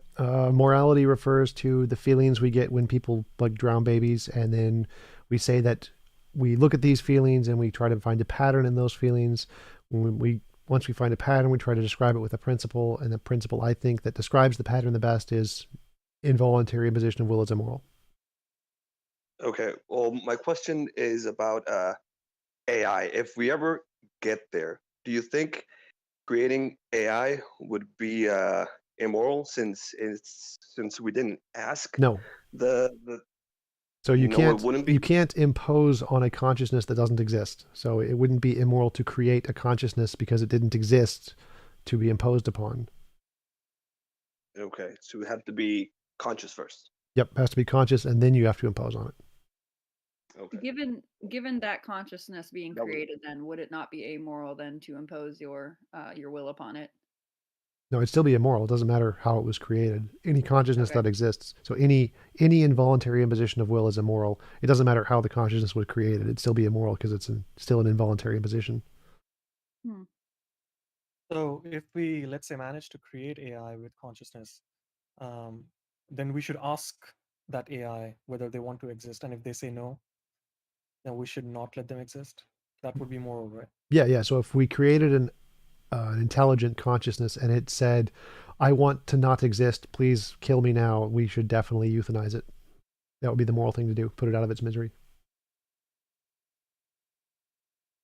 How do you deal with competing instances of will? What do you mean? Like if one person, has a will to take your resources for their family, but Well, it applies to yourself and your property. So if you own property and someone wills to take it, that would also be a violation of your will and be immoral. And so we have to stop them. And it's still an imposition on their will, so it's still moderately immoral, but it's a justified immoral action to stop them. So it's like sending someone to prison is a justified immoral action because it's the least immoral thing you can do to prevent the greater immoral things of like damage to their family or whatever. Hey, TJump, I had a critique of your position on reality.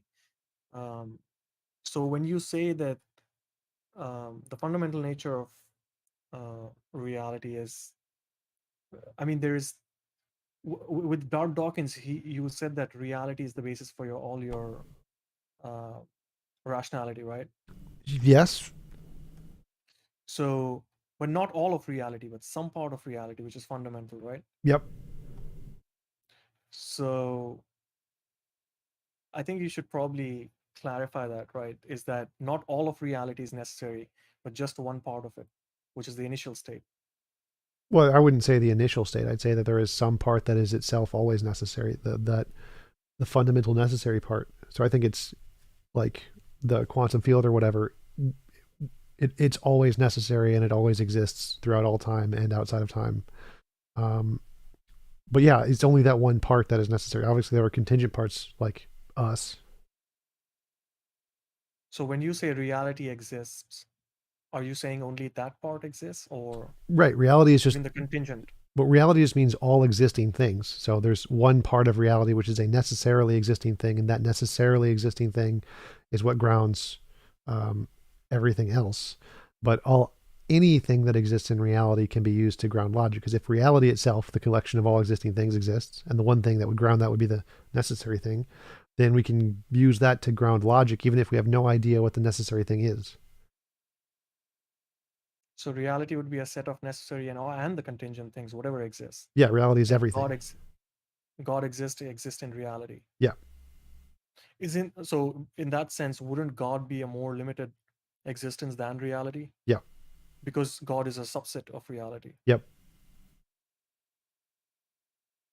Unless you're pantheist, where God is everything. All right. Thanks. Yep.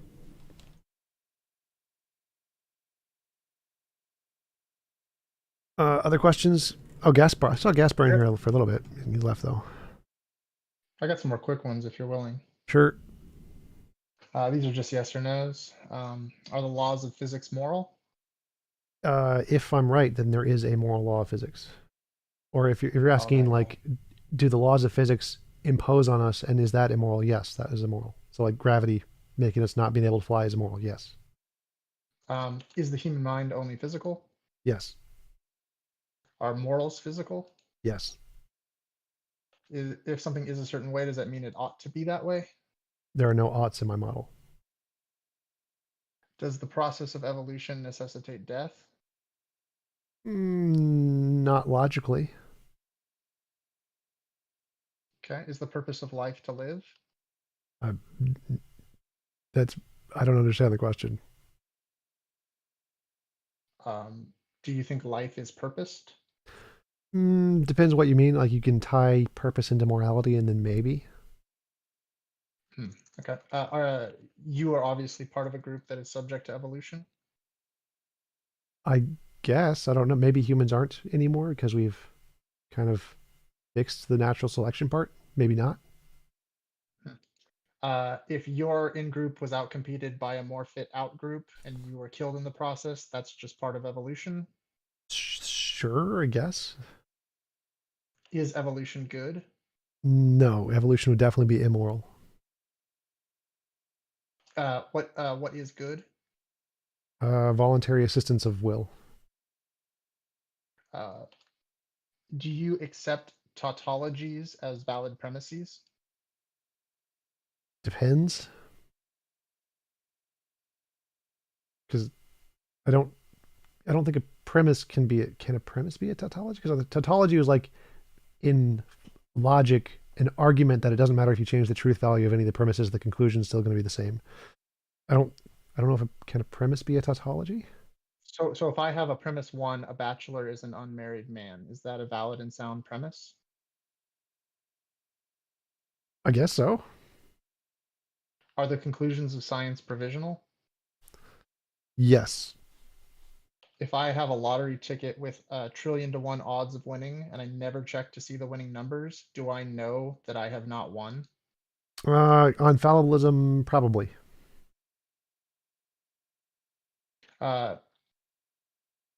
Sorry, I'm going to skip some of these because I already know your answers to these. Is quantum mechanics a complete theory? No. What is the threshold of numbers? Let's say you're passing houses and each one of them is white. This is like an induction question. You're passing the No white idea. houses after you don't know a number by which you would say you're justified in Nope. saying that the next That was one is white. somebody else asked that earlier. Like, what is the threshold problem? Like, I have no idea. Do you have any idea how we would rationally choose amongst disagreements about what the number would be? Nope. That would be a question for hardcore epistemologists who care about such silly questions. Is induction a valid form of inference? Yes. What makes an expert?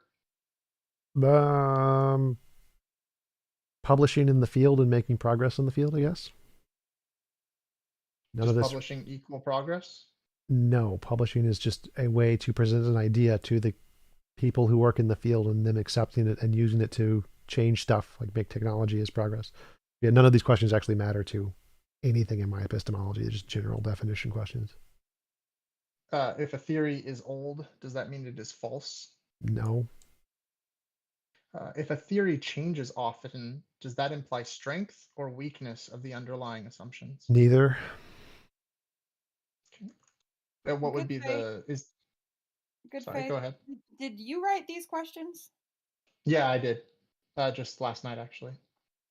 How I many was are listening there? to. I have another like. I don't expect to go through all of them just until you get bored. I have like another 20 or so. I'm already kind of bored. Gotcha. Anybody else? Well, Anybody else thank got you any so much. questions? Yep. Yep. I just wanted clarification. Sorry, Tom. Yeah, no problem. Thank you for the clarification. Knowing how many there are is a good thing to know. They were going on for quite a while. I thought I was gonna go on for like 500. I was like, oh no. Infinite regress. Yes, this is the best argument for God that ever existed. You just keep asking questions one at a time. Just keep going. Eventually, something will happen. All right. Just keep going, and maybe someone makes a mistake, and maybe something changes. Pre, do you got another question? Yeah. Okay. Let me try this one. So, in order for a person in nature to create something ordered, patterned, and consistent, they must employ their mind. Because we see that material nature is ordered and consistent and patterned, can't we assume it must have also been the product of a mind? And because the material universe or universes emerge from a field outside of space and time, then won't the mind necessarily also have to be outside of space and time? No. So if everything is ordered, something can't exist and not be ordered. Like randomness is an order. So it doesn't make any sense to say something is ordered, therefore it requires a mind. Like, no, clearly it doesn't. Like the vast majority of things in the universe are ordered and don't require a mind. And what humans do is irrelevant. What humans make is irrelevant. Humans can make ordered things accidentally. Like if you knock over a set of cards, it's going to fall over in an ordered way. It has nothing to do with humans. So no, the argument doesn't follow at all that because humans create ordered things that the universe must have been created by a mind. Does not follow. Okay. Thanks for helping me understand that. Yep. Carlos, did you have something else? Or Robbie, go ahead. Would you evaluate on how you think morality is physical? I think it's a law of nature, like gravity.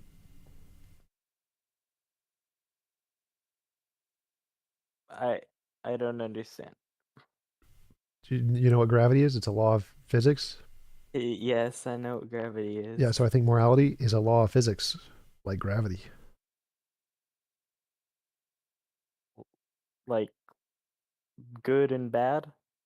Yeah, those are our words to describe things like up and down. Okay. I will have to do some Googling, I guess. Yeah, moral realism, Stanford Encyclopedia of Philosophy. All right. Moral Platonism, morality is a Platonic object. That one might help. Hey, Tom, could you say morality is like a wave? Does that work as well? Maybe. I'm not sure. So for people who are not familiar with your model, does it help to postulate it in a way that just the way gravity interacts with your body, the moral law interacts with your mind? Does it help them understand better? Yes, that's why I call it a law of physics. It's much easier to explain it that way.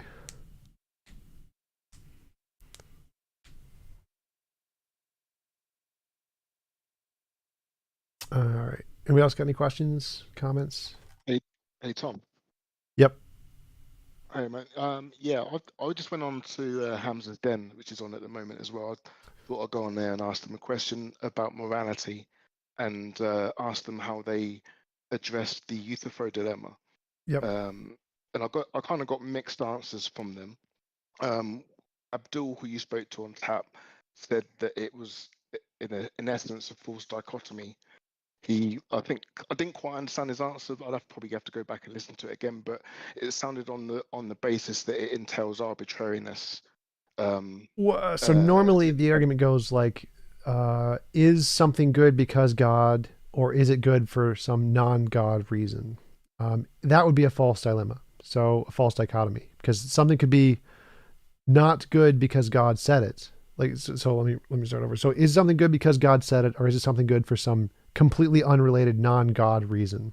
Now, if that's the argument, that's a false dilemma. Because it could be, it's not because God said it, it's because of God's nature. That's a completely legitimate response to say it's a false dichotomy if you're saying either it's because God said it or it's because some completely non-God reason. But the way I phrase it doesn't say that. I say, is something good because God said it, or is it some good for some other reason, which could include God's nature. So that would not be a false dichotomy. That would still be a dichotomy. So the question, in order to bypass that, you have to make sure you phrase the question correctly and say, is something good because God said it, or is it good for some reason other than God said it? Then it's a true dichotomy. If you phrase it, is something good because God said it, or is it something good independent of God? That would be a false dichotomy. Yeah, because it could be his nature. Yep. Right. Yeah, and I think Asadula, he answered to say that he just went with the first horn and said that he doesn't have a problem with it being because God commanded it. But that would make it arbitrary. That would make morality is subjective and arbitrary, and there's no objective morality. Sure. And then I think Yusuf gave a third answer. He accepted that God has a mind, and therefore it is subjective and not objective. But we have to divide subjectivity into two categories, as God being the creator of everything, and therefore whatever he says goes, like an arbitrator or dictator or something like that. But so to split it into two categories and say our subjectivity That's or called subjectivity. What's it called? Not cherry picking, moving the goalposts. The one special pleading. That's called special pleading. So he's saying it's subjective but not subjective. Either it's subjective to everyone, including God, or it's not subjective. So you don't get to special plead and say it's subjective for us but objective for God. It doesn't work that way. It's either it's subjective for all or it's objective. But yeah, they both of their answers are the first horn, which makes morality arbitrary. Sure. Yeah, no, I agree. I mean, just to ask you a question about your morality, because obviously yours would be in the subject, in the category of objectivity, because you describe it as a law of nature, as you say. Yep. But you've also described your morality as an emergent property. Our experience of morality is an emergent property. Like how it interacts with us, how we experience it. Because obviously, if it was purely an emergent property, then it would be dependent on, it would be mind dependent, wouldn't it? Because if there were no minds, then it couldn't be actualized in any way. Not necessarily. So for example, you could have some emergent, like a field or something that comes about because of minds, but the field would still exist. Like, for example, if you imagine minds existing and then a new physical field was produced by minds and the physical field then exists in the universe, it could still be objective even though it was emergent. I'd have to think about that. I think you said that a bit quick. So yeah, like if you imagine minds are magic like Harry Potter, and your mind can generate things, and if minds exist and a field, like a new field of physics, comes about through your minds because of magic, then that field would still be objective even though it was something that came about from a mind. So morality could exist in that way, where morality came about from minds, but if minds were magic and could generate fields, and morality is a field that came from a mind, it would still be objective even though it was an emergent property of minds. Yeah, I think, what do you think if someone could argue that morality is an emergent property of minds, and therefore it's more likely to be subjective than objective, as an alternative?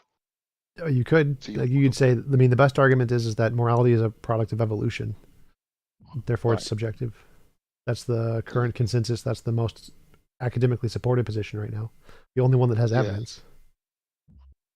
Yeah, I mean, I think, like I said to you before, I agree with your definition of morality. I think it's spot on. I think it covers every aspect of what we want to say about morality.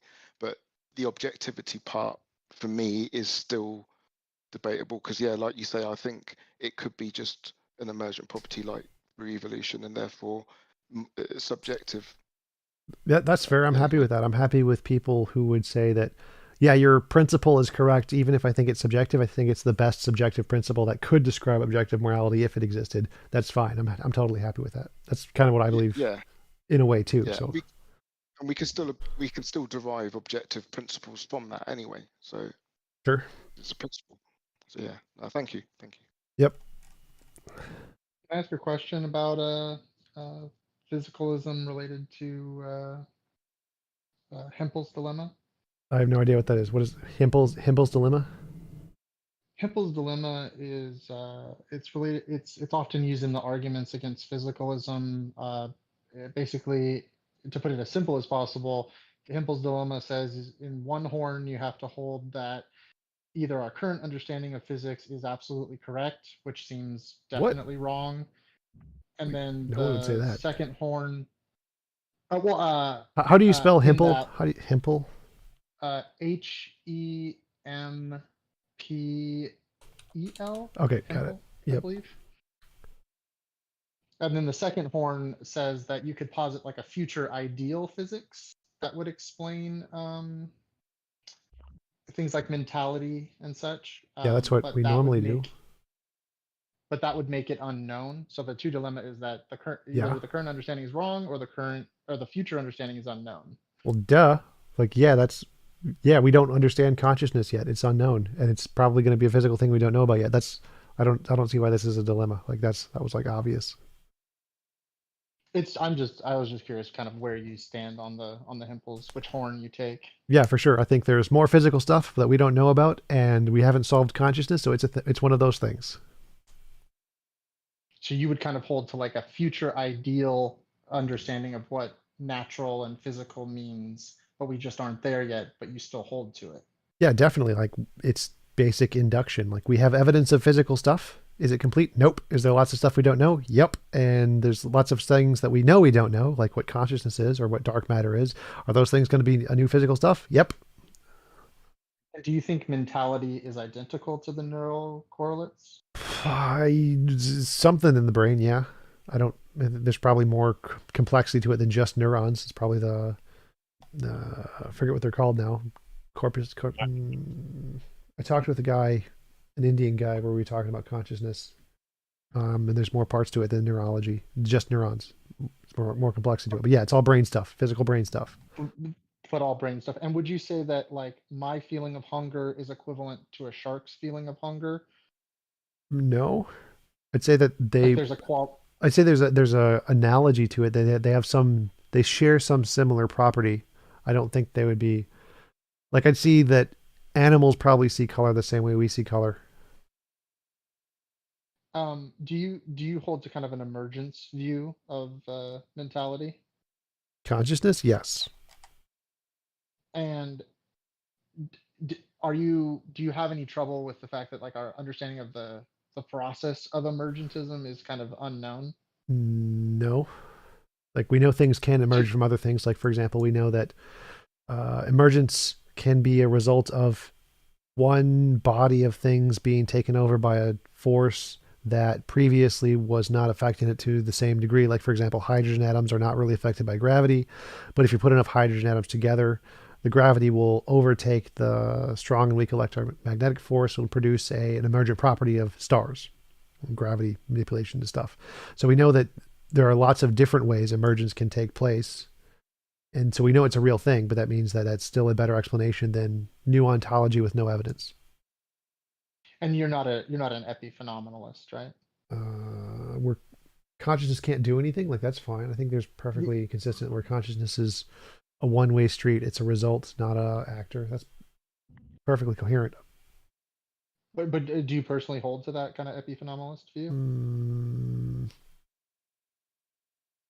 Probably not. I think that the consciousness that we have is like, we don't actually make decisions, but the fact that we have these ideas in our heads can then retroactively cause other chains and other neurological connections to grow, which then do actually have an impact. So I think that our consciousness does probably have an impact, but not directly. Not like we don't directly choose anything, but it can indirectly in the fact that once we have these images or thoughts in our brain, they cause more neuroplastic things to retroactively grow.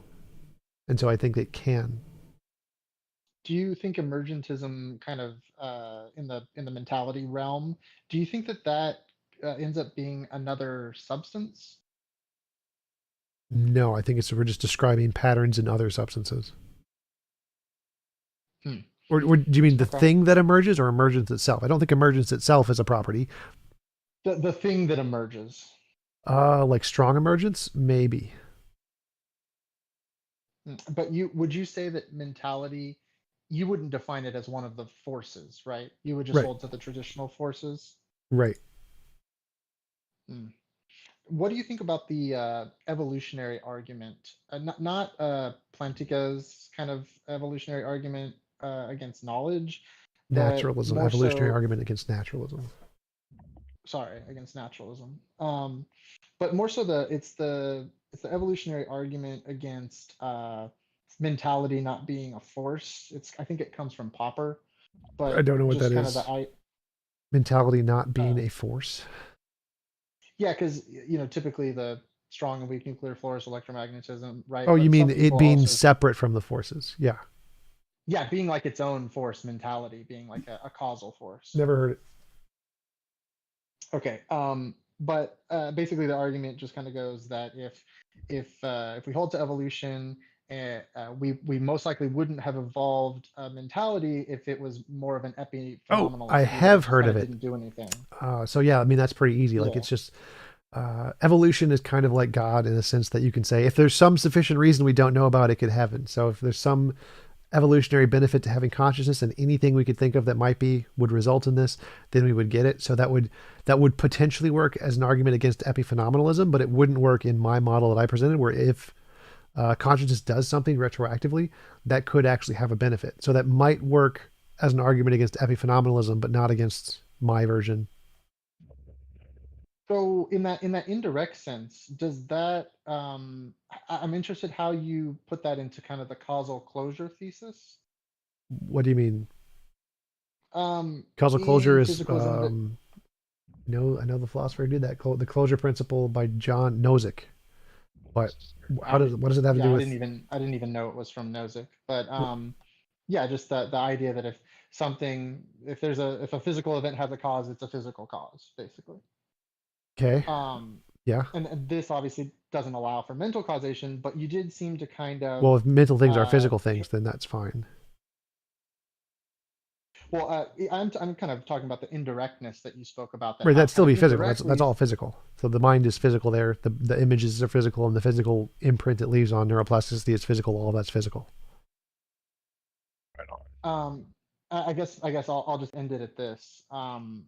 Do you think that discovering things about reality, whatever you would put into that basket, I know you don't put like logic into that basket, but do you think that the act of discovering these things that seem to be true about reality, does that actually have an effect on us? Do these universal things that exist out there have an effect on us? Sort of. Like the fact that reality operates in a certain way limits our ability to do things. Like, for example, we can't imagine a round square because it's physically impossible in this universe to imagine a round square. So the fact that reality operates under these systems of rules does have an impact on the limits, capabilities of what our brain can do. And the fact that we discover them, or what we think we discovered, has an impact on the fact that it builds our neuroplastic connections and towards our ideas and shapes them to guide them towards newer ideas in a different direction. So I'll let somebody else go, but basically it sounds like you still hold to physicalism. Yep. You would say you still hold to that, right? For sure. It's the only rational position as far as I'm concerned. Thank you, Tom. Yep. Amber, you have any questions? I just wanted to say hi to you and Nat. Hey. Hey. What are you doing? I haven't seen you around, but I haven't been on in a few days. I just wanted to say hello. Well, you are welcome to come and say hi. TJump's actually going to be on Captain Dad Tools and my show this Sunday, right, TJump? Yep. Yeah, so that'll be fun. Yeah, I'll look for you. I'll put up a post later, a link for you. Okay, thank you. Y'all have a good night. You have too. a good day, okay? Bye. So he had a very southern accent, just like most of my relatives. I like it.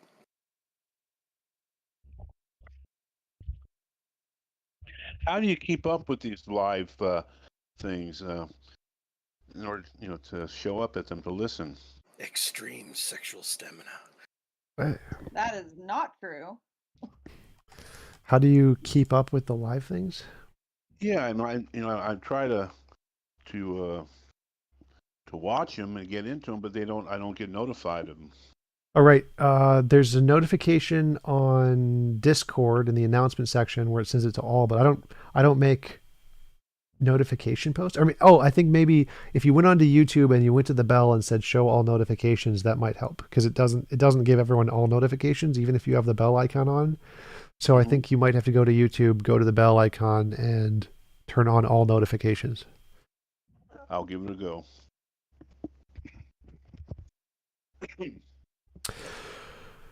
All right, guys, I'm going to get some food and head out. It was fun chatting with you. Thanks for showing up. Peace out. Talk to you later, Tom. Later, man.